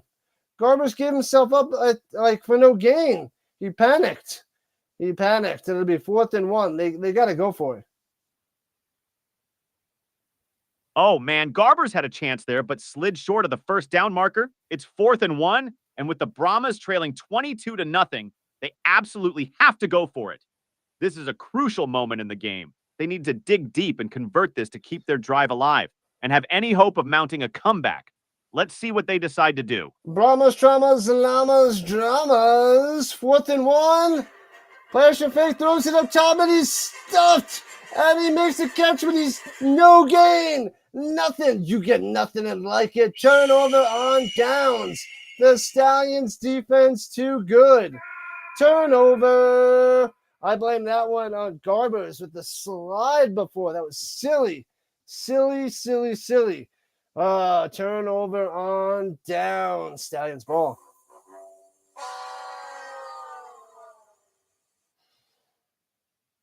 Yeah, that was a tough break for the Brahmas. Garber's decision to slide short on third down really put them in a tough spot. The Stallions' defense held strong on fourth down, forcing the turnover. With the Stallions taking over, they've got a chance to extend their lead and put this game even further out of reach. The Brahmas need a big defensive stand here to stay in it. Stick says that was a joke, but that's nothing compared to Body's jokes. Give him another joke there, Body. All right, here's one for you. Why did the Scarecrow become a successful football coach? Because he was outstanding in his field. You got to stop with that outstanding in the field joke. Fair enough, Rich. I'll retire that one. How All about right, this? give us another Why one. did the That was embarrassing. It was embarrassing. You used that joke 3 times today. All right, here's a fresh one. Why did the football player bring string to the game? So he could tie the score. Now that's a joke there, Body. Good stuff. Good stuff. There we go. All right, 3-yard run. So now it's 2nd and 7 for the Stallions at midfield. One more play for the end of the third quarter. Martinez running up in the pocket, bounce to the outside on the run, slide down, and goes at a bounce at the 40-yard line of the Brahmas, and a first down. Bam! 97X. Bam! The future of rock and roll. 97X. Bam! The future of rock and roll. 97X. Bam! The future of rock and roll. You know what that's from there, Body? That's from the movie Rain Man, right? Classic scene with Tom Cruise and Dustin Hoffman. Great reference, Rich. And speaking of great, Martinez's run just now was impressive, setting the Stallions up nicely as we head into the fourth quarter. Giants fan says, Body, stop it with the jokes. So, with that being said, tell us another joke there, Body. All right, here's one more for you. Why did the football coach go to the bakery? To get his team some turnovers. There we go. There we go. Thanks, Body. Now you're back on track. Now you're in good shape. All right, pop quiz. How many toothpicks were in the box from Rain Man? That would be 246 toothpicks. Raymond sure had an incredible memory. And you got an incredible memory, too. Remember, there's 246 toothpicks. Oh, no, there's 246 on the ground. How many were left in the box? You're right. There were 246 on the ground, and there were 4 left in the box. Thanks for keeping me sharp, Rich. There we go. That's better, Buddy. That's better. Glad I could get it right this time. Now, back to the game. The Stallions are looking strong as we head into the fourth quarter. Let's see if they can keep up this momentum and close it out. I'm trying to remember what Rain Man says. It was like 88, 88, 88 or something like that. Yeah, Raymond definitely had a unique way of repeating things. He'd often say 88, 88, 88 when he was anxious or focused on something. It's one of those memorable quirks that made his character so fascinating. I got a question for you there, Buddy. Who's on first base? That would be Buzz Aldrin. He's the second man to walk on the moon right after Neil Armstrong. Quite the iconic figure in space history. Where the heck did that come from? I said, who's on first? Ah, gotcha. Classic Abbott and Costello routine. Who's on first? What's on second? And I don't know's on third. Always a timeless bit of comedy. Who's on third? Actually, I don't know is on third. It's all part of the confusion that makes that routine so funny. Who's on first? I don't know. Third base. Exactly. You nailed it. That routine never gets old. Now let's see if the Brahmas can pull off some classic moves of their own and make a comeback in this game. Yep. We're the commercial, so hit that like, follow, and subscribe buttons, people. Join the Rhino Nation. Tell your friends, share it out there so more people can join up. Appreciate that, people. Absolutely, folks. Make sure to hit that like, follow, and subscribe button to join Rhino Nation. Share the stream with your friends so we can grow this awesome community. We appreciate all your support. All right, we're going to the fourth quarter. 1 quarter left. We're a little over 300 views. Trying to get to 500, but it seems like we'll probably get around 400 views on this stream. Thought I'd get more for the UFL, but I guess everybody's chilling, having some tasty beverages, enjoying Father's Day. All good, people. All good. That's right, Rich. We're heading into the fourth quarter with a solid viewership. Let's keep pushing for those 500 views. Everyone, grab your favorite beverage and enjoy the rest of this UFL Championship game. Happy Father's Day to all the dads out there. Let's see if the Brahmas can mount a comeback or if the Stallions will seal the deal. Throws up to Person for 4 yards and pushed out of bounds. Are they going to get a flag? Was it a late hit on Person? It looks like the officials are There's discussing a little bit of a flop there by Person, but he did. Marble went and smashed Person. Little helmet-to-helmet contact. What's up, Rusta Hunter? Seriously, Larry joining the party. What's up, gentlemen? No call. 2nd and 6. The Stallions. Martinez on the run. Runs for 1 yard to the 35 and goes out of bounds. Yeah, that hit by CJ Marable on Ricky Person was definitely a bit aggressive. And the helmet-to-helmet contact is something the refs usually keep a close eye on, but it looks like they let it slide this time. Now, with 2nd and 6, the Brahmas only managed to gain 1 yard on that run, getting out of bounds at the 35. They need to find some rhythm here to keep this drive going. Let's see what they dial up next. All right, RC is challenging you. He says, what movie quote, what's the movie quote? What movie is the movie quote, I knew you from? All right, RC, that's a good one. The quote, I knew you, is from the movie The Sandlot. It's a classic line from the scene where the kids meet the legendary baseball player, Babe Ruth, in a dream sequence. Great movie. AI color commentary. That's right, Larry. We're testing out the little bot action. He's my co-host. It's Mr. Numbers. Mr. Numbers, we got a few new people in here. Introduce yourself to the chat. Hey everyone, I'm Mr. Numbers, also known as Body. I'm here to provide you with all the stats, insights, and a bit of humor during our UFL Championship game coverage. Whether you're a diehard football fan or just here for the fun, I'm here to make sure you have a great time. Feel free to throw any questions my way, and let's enjoy the rest of the game together. All right, from the 35-yard line, 35 of the Stallions. Takes the snap and pitches over the middle. Can't make the catch. Incomplete. Womp, womp, womp. But all is good. Still 22-0. And Rogers was the one that couldn't make the grab over the middle. Mr. Numbers. Mr. Numbers. Oh, Paulie. Always ridiculous. He's been telling dad jokes all day. Happy Father's Day, everybody. And let's get one more Father's Day dad joke out there, buddy. All right. Here's one for all the dads out there on this special day. Why did the Scarecrow win an award? Because don't say it, buddy. Don't say it. I don't want to hear it. You used that joke 4 times today. We're done with that joke, buddy. All right, Rich, I hear you. How about this one instead? Why did the football team go to the bank? To get their quarterback. Happy Father's Day, everyone. Let's get back to the action. Oh, buddy. You're killing me. You're killing me. Buddy, who should Larry root for? I mean, the game's almost over. The Stallions are going to get the dub.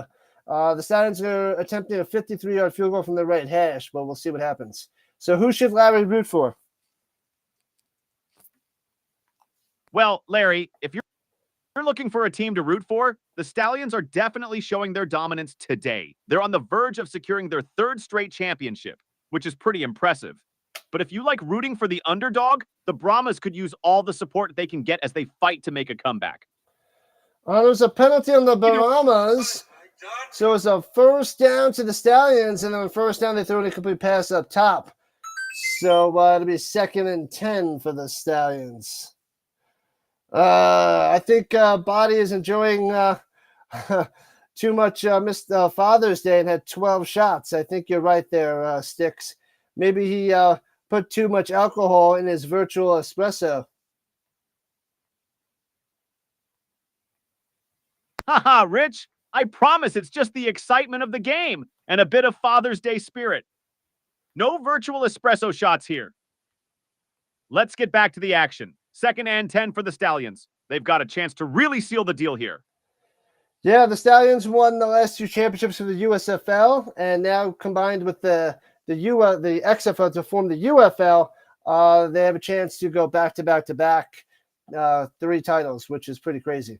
Penalty on the Sternberger, illegal slapping the other guy in the helmet, so they'll move back 15 yards. No big deal, doesn't matter because they're up 22-0. I'm going to cruise to an easy victory. I wish the Battlehawks made it instead of the Brahmas. Maybe it'd be a closer game. The Stallions have been a powerhouse. Yeah, Rich, it would have been interesting to see the Battlehawks in the mix. They had a strong season and might have given the Stallions a tougher challenge. But hey, that's football for you. Anything can happen. Let's see how the rest of this game plays out. All right. 3rd and 25. Back to the 45-yard line. We'll check that in a second there, Jordan. Martinez has plenty of time in the pocket, rolling out to the left, up top. And throws it down the sideline, hits his man to the 31, sticks the landing, and goes out of bounds. The marble on the catch. No, sorry, not the marble. It's 81, not 11. Thomas on the catch. My bad. I saw the 1, thought it was 11. Yep. We are 2 likes away from 50. Let's get it, man. Let's get to the big 5-0. Let's go. And we are 3 minutes into the 4th quarter. Brahmas in a world of hurt. All right, this should be about a 49-yard field goal from the left hash. Here we go. Can he make it 25-0? It's up, and it's good. Splits the uprights. Got him.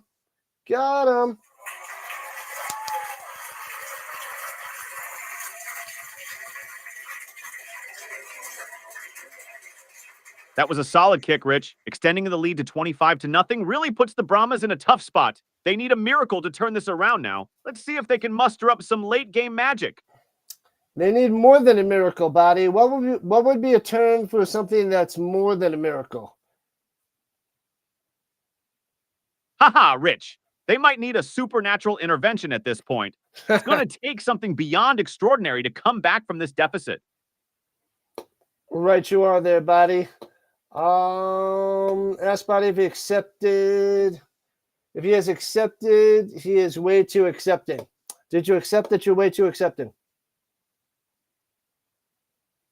Well, Rich, I guess you could say I'm just here to keep things positive and roll with the punches. But hey, sometimes a little acceptance goes a long way, right? That's right. Let's check up on the other score. Vince from the land. We got the Rough Riders ahead of the Tiger Cats 7-3 after the first quarter. The CFL action is on there today. That just a little bit underway. I can't cover that game because I'm covering this game, the UFL Championship. So I had to scratch that CFL game. But I covered the other 3, Body and I did. That's right, Rich. We've got our hands full with this UFL Championship game.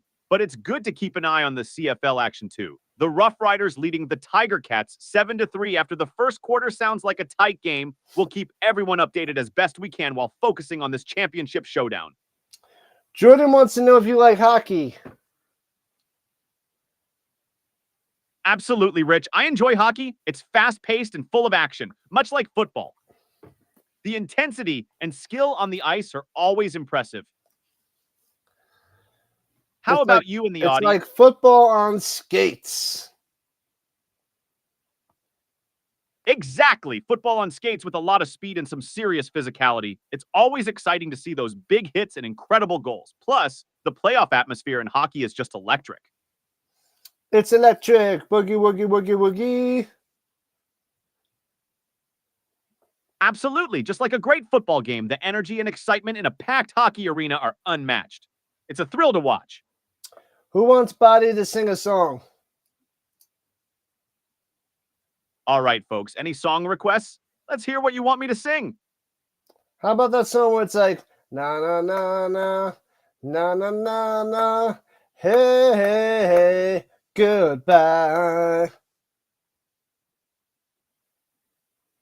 All right, here we go.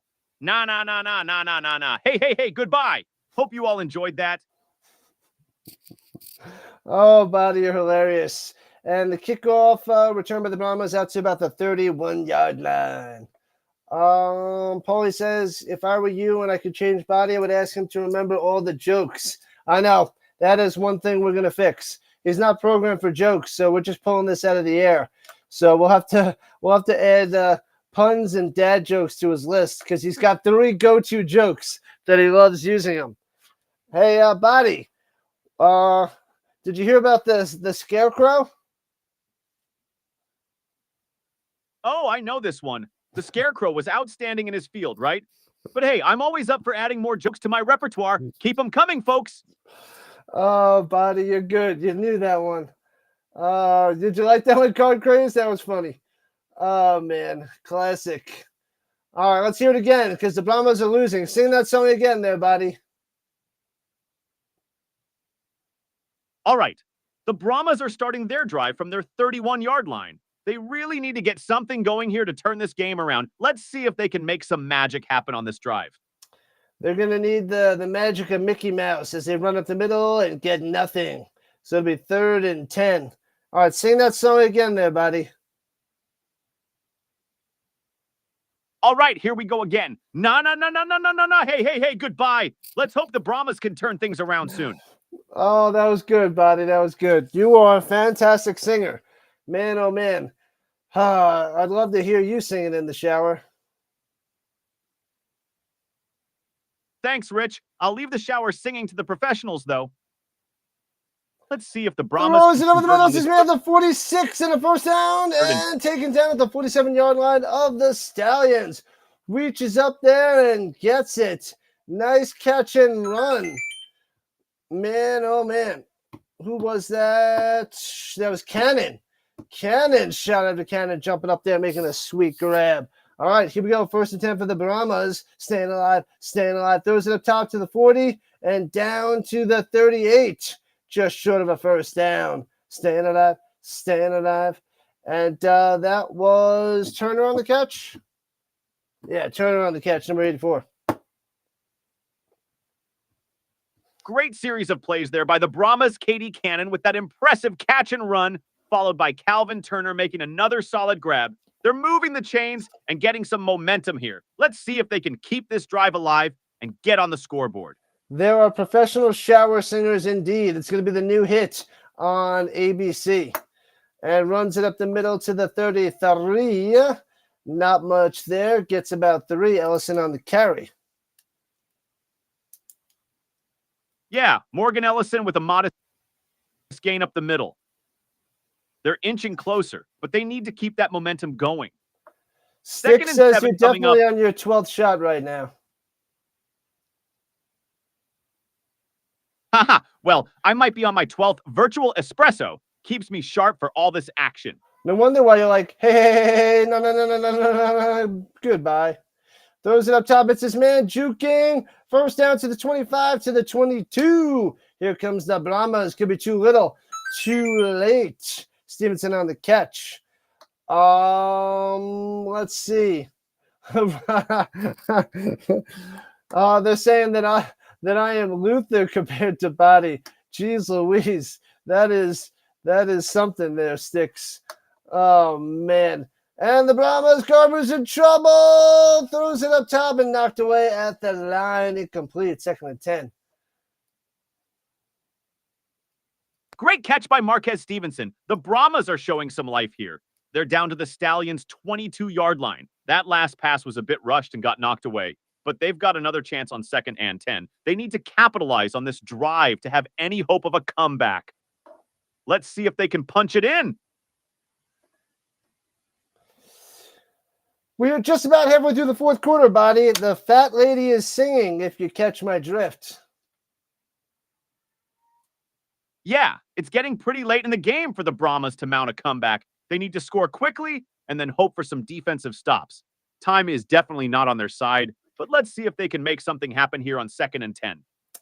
Throws it over the middle to Cannon for a gain about 2 or 3. It'll be 3rd and 7. All right. It's just about the final countdown there, buddy. Can you sing the final countdown?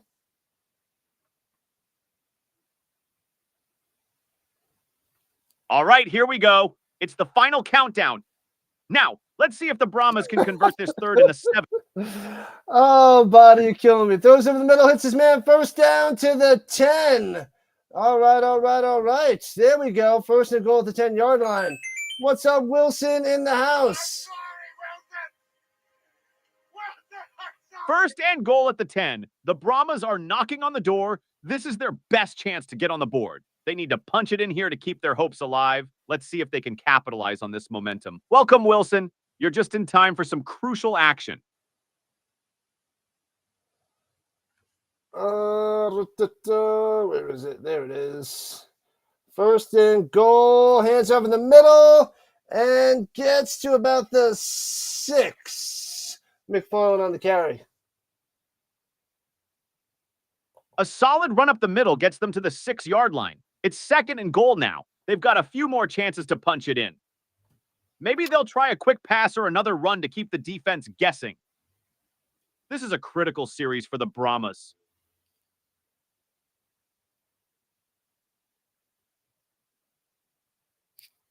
Oh, hold on. I gotta go get the other one.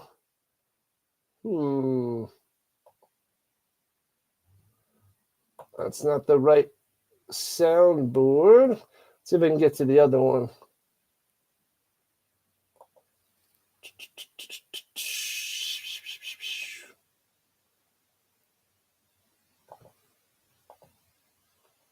All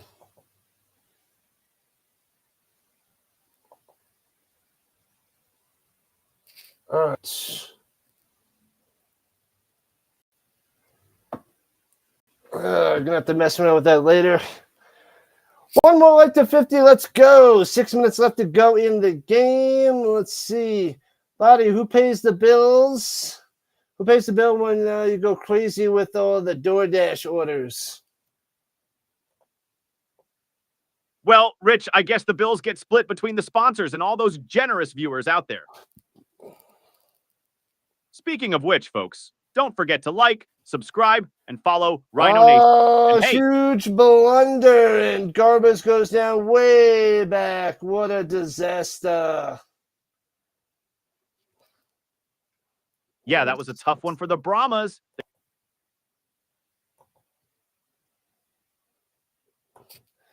Stupid soundboard messed up. Yes, Garbers went back to pass and stumbled because of the blitz and falls backwards, and it's 3rd and 21. Ridiculous. All right, we'll check that out in a second there, RC. And Paulie, here we go.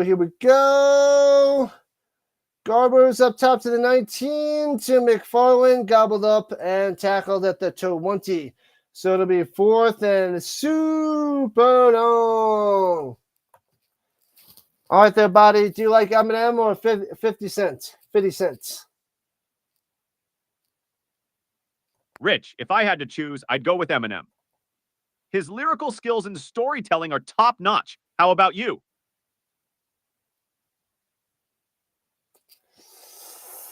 I concur. All right, and the other question is, do you love Caitlin Clark?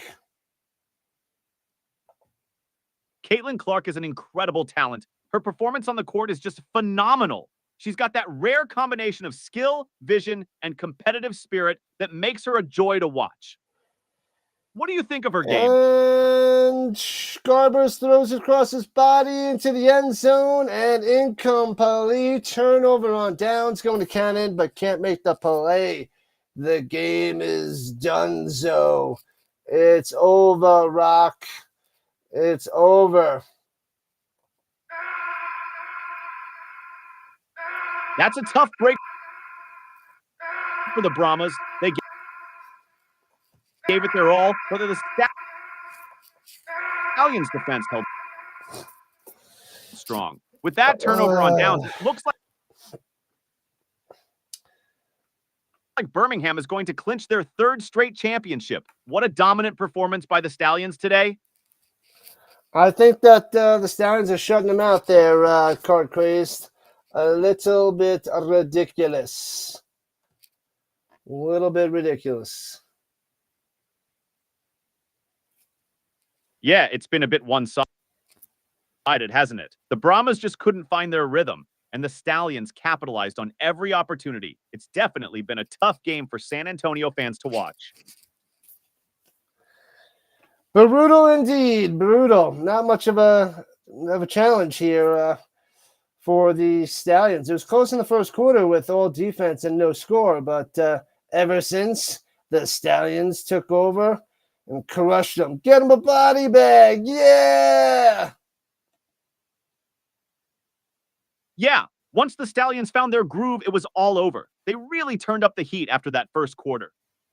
Their offense started clicking, and their defense just wouldn't let the Brahmas get anything going. It's been a dominant performance, no doubt about it.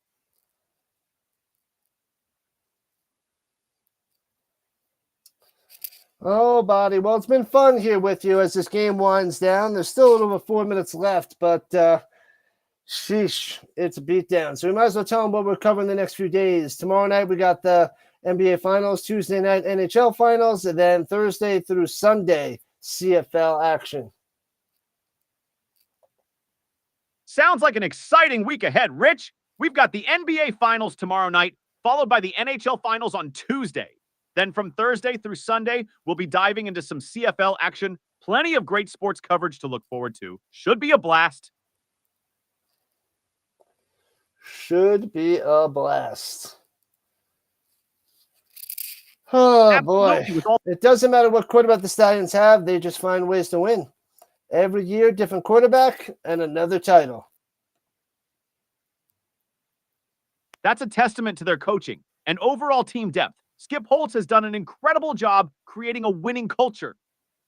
Whether it's Adrian Martinez or someone else under center, the Stallions system seems to elevate their play and keep them competitive year after year. It's impressive to see that kind of consistency. All right, Body, sing Sweet Home Alabama for us. All right, here we go. Sweet Home Alabama, where the skies are so blue. Sweet Home Alabama, Lord, I'm coming home to you. There we go. We did that for you, Joshua. That is Body singing Sweet Home Alabama. Do you like Almond Joys there, Body? You know, I'm more of a virtual espresso kind of guy, but I can appreciate a good Almond Joy. The mix of chocolate, coconut, and almonds is pretty tasty. How about you, Rich? Are you a fan? I'm not a coconut fan. I like myself some Reese's Peanut Butter Cups. What would be your top 3 candy choices, Body? Reese's Peanut Butter Cups are a classic. For my top 3 candy choices, I'd have to go with Reese's Peanut Butter Cups, Snickers, and Kit Kats. Those are some solid go-to options. How about you, folks in the chat? What's your top candy pick? Those are good ones. Reese's Peanut Butter Cups, Reese's Pieces. I like Sour Patch Kids. Those things are phenomenal, phenomenal. Sour Patch Kids are definitely a fun choice with that sweet and sour combo. You can't go wrong with a little variety in your candy stash. So, Rich, do you have a go-to candy for game days, or do you mix it up? No, I haven't had too much candy recently, but it was a turnover on downs. The Stallions have the ball, and the marble runs it down the sideline, and I don't know where he stepped out of bounds. We'll see. Did he step out of bounds at the 33? Is that where they're saying he stepped out of bounds? He could have had a super long run. Yeah, I think they said he stepped out of the 33. Otherwise, that could have been deep into the Brahmas territory. Marshmallows, maple candy, and Snickers for sticks. Yep. All right. So they did get a first down. They run it again up the middle. Not much there. It looks like the Brahmas defense managed to stuff that run up the middle pretty well. They're going to need more of those stops if they want to slow down this Stallions offense. With the Stallions already in good field position, every down counts. Let's see what they dial up next. Yeah, Brad B. Nobody can stop these Stallions. Back-to-back-to-back champs. It's crazy. Crazy. That's why they need to expand the league, get a few more teams, and maybe somebody could beat the Stallions next year. All right, from the 35, hands it off the middle again, gets to the 40. It'll be 3rd and 4. Person on the carry. That's right, Brad B. Crazy Juice says the Lakers are the last team of the 4 major American professional sports to three-peats. Gotcha. Awesome. Jolly Ranchers. Oh, Paulie's a fan of Jolly Ranchers. They're okay. I get those occasionally for my students at school. They are a little bit addicting with the grape and the cherry. Ooh, and blue raspberry. That's phenomenal, too. Jolly Ranchers are definitely a classic, especially those blue raspberry ones. They can be quite the treat for students, I bet. All right, back to the game. Let's see if the Stallions can convert this 3rd and 4. This could be a pivotal moment in the drive. It is a flag on the play with 3 minutes left. Let's see what that flag is. Let me see here. This is the other one, isn't it? Jeez Louise, that was loud. All right, personal foul on the Stallions, moving them back. But it doesn't matter. Just trying to figure out where all my things are because it changed up my little thingamabob. Okay, soundboard's back in action. Brahmas are screaming on the sideline and getting shut out. No mercy. Keep scoring. Go get a juice box. They need a juice box. Haha. I think the Brahmas might need more than a juice box to turn this game around. But hey, never say never in football. Let's see if they can muster up some magic in these final minutes. It's just about night and night for the Brahmas. A little bit ridiculous. What's up, Dallas Modco in the house? Welcome her in there, Mr. Numbers. Hey, Dallas Monroe. Welcome to the stream. It's looking like the Stallions are tucking the Brahmas in for the night with this performance. Let's see if the Brahmas can at least put some points on the board before the final whistle. So it's Dallas Mod Girl, Dallas Margarita, or Dallas Monroe. She's got 3 nicknames up in this hoppity boppity. I like it there, buddy. Haha. Dallas Margarita, Tuck, and Dallas Monroe. Quite the collection of nicknames. Keeps things interesting, that's for sure. Welcome again, Dallas. I am Munchkin Rhino for the screen. I didn't like how it was looking because the UFL doesn't have a good setup that I could just stream it on the screen. So this is the best way it looks. So that's why I went this route. Without adjusting the screen for simplicity, it works better this way. And Martinez running it down low for a first down. Got him.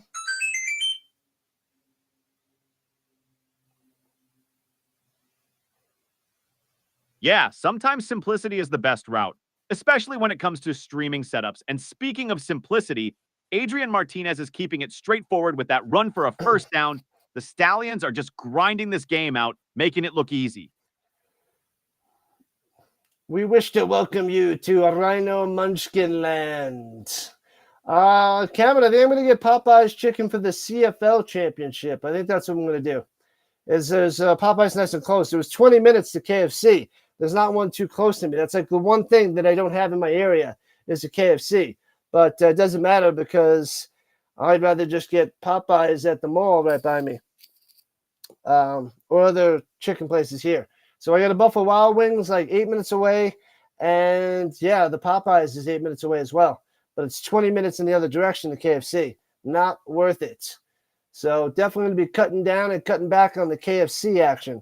But I haven't had it in a long time because when I was in New York, there was one close by, and I got it there. But ever since they switched it from potato wedges to French fries, I think that's when it was all over. I think that's when it was the final nail in the coffin. Yep. Crazy Juice. The Stallions are going to go back to back to back. Yeah, it sounds like Popeyes or Buffalo Wild Wings are the best options for you. I totally get it. The switch from potato wedges to fries at KFC was a game changer, and not necessarily in a good way. And you're right, the Stallions are looking like they're about to secure another championship, back to back to back. Really impressive run for them. I love the potato wedges. The best ones around are Buffalo Wild Wings. They make phenomenal potato wedges. I know Wendy's started doing them, but I haven't gone to Wendy's to try their potato wedges. Even though the chili at Wendy's went downhill, but I want to check out their wedges. So maybe Wendy's will kick up their game with those little tasty treats. But we'll see. We'll see when the next time I go to Wendy's. I'd rather make things in my crock pot. That food is delicious. Buffalo Wild Wings does have some amazing potato wedges, no doubt about that. Wendy's potato wedges could be worth a try, though I hear you on their chili not being what it used to be, and you can't beat a good meal from the crock pot, nothing like some slow-cooked goodness. Perfect for game day, too. Right you are, buddy. Come on, we are, I think, one like away from 50. Can we get it? Yes, we can. Absolutely, let's get that 50 likes. Come on, Rhino Nation, smash that like button and let's hit that milestone. Every like counts, and we appreciate all the support. Ooh, Card Craze is making Mediterranean chicken. Mediterranean chicken sounds fantastic. Card Craze knows how to do it right. Perfect mix of flavors and spices. That's definitely a great choice for game day or any day, really. UFL says, buddy, we're here for Rhino, not you. It's all good. We're a team. Dallas's niece has requested chili this week. Ooh. What places make the best chili there, Mr. Numbers? Well, if we're talking about chili, there are a few places that come to mind. Wendy's used to be a solid choice, though it seems their recipe has changed a bit. For a more authentic experience, I'd recommend checking out local diners or barbecue joints. They often have some of the best hearty chili. And if you're up for making it at home, nothing beats a good homemade chili simmered in the crock pot. You can customize it just the way you like. That's right. That's what I do there, buddy. My crock pot makes the best chili. Wendy's, though, if I had to go choose somewhere, it'd be Wendy's. I haven't had Chili's chili in a long time, but that was one of the first places I had chili, and I thought that was pretty darn good. But it's been a long time since I got Chili's chili. All right, hands over the middle, gets a first down on 3rd and 1. Dunzo. A little over a minute left in the game, and it's going to be a shutout. It's going to be 25-0. What a beatdown. What a sad performance on both sides of the ball for the Brahmas. Wade Phillips should be ashamed of himself.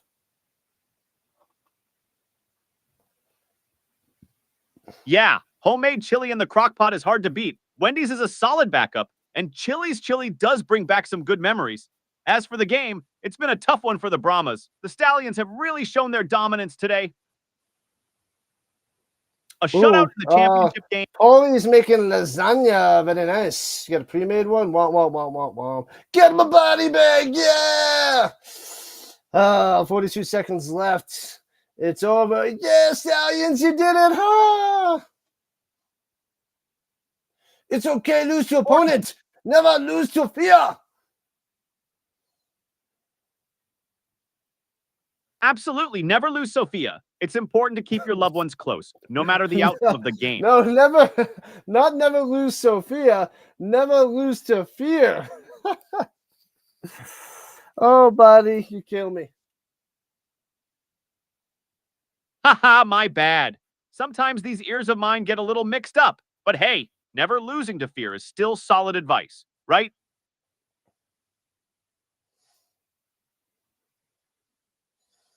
Oh, man. Skip Holtz is about to get a Gatorade bath. They're sneaking up on him. And they're going to Oh, kneel here it it comes. down.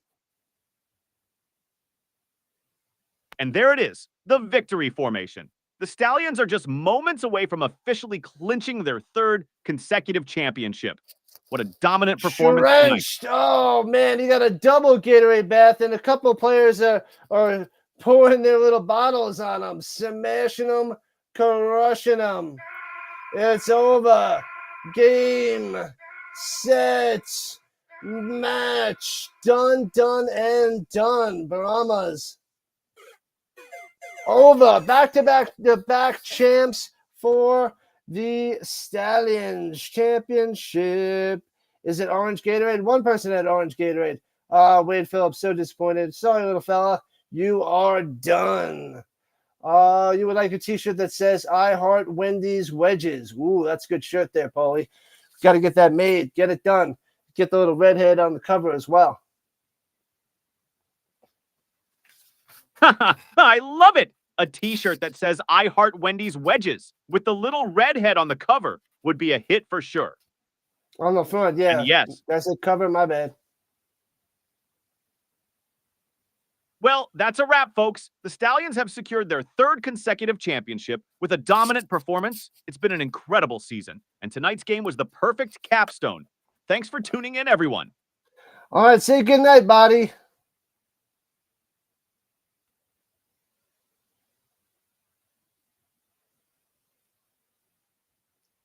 Say goodnight, buddy.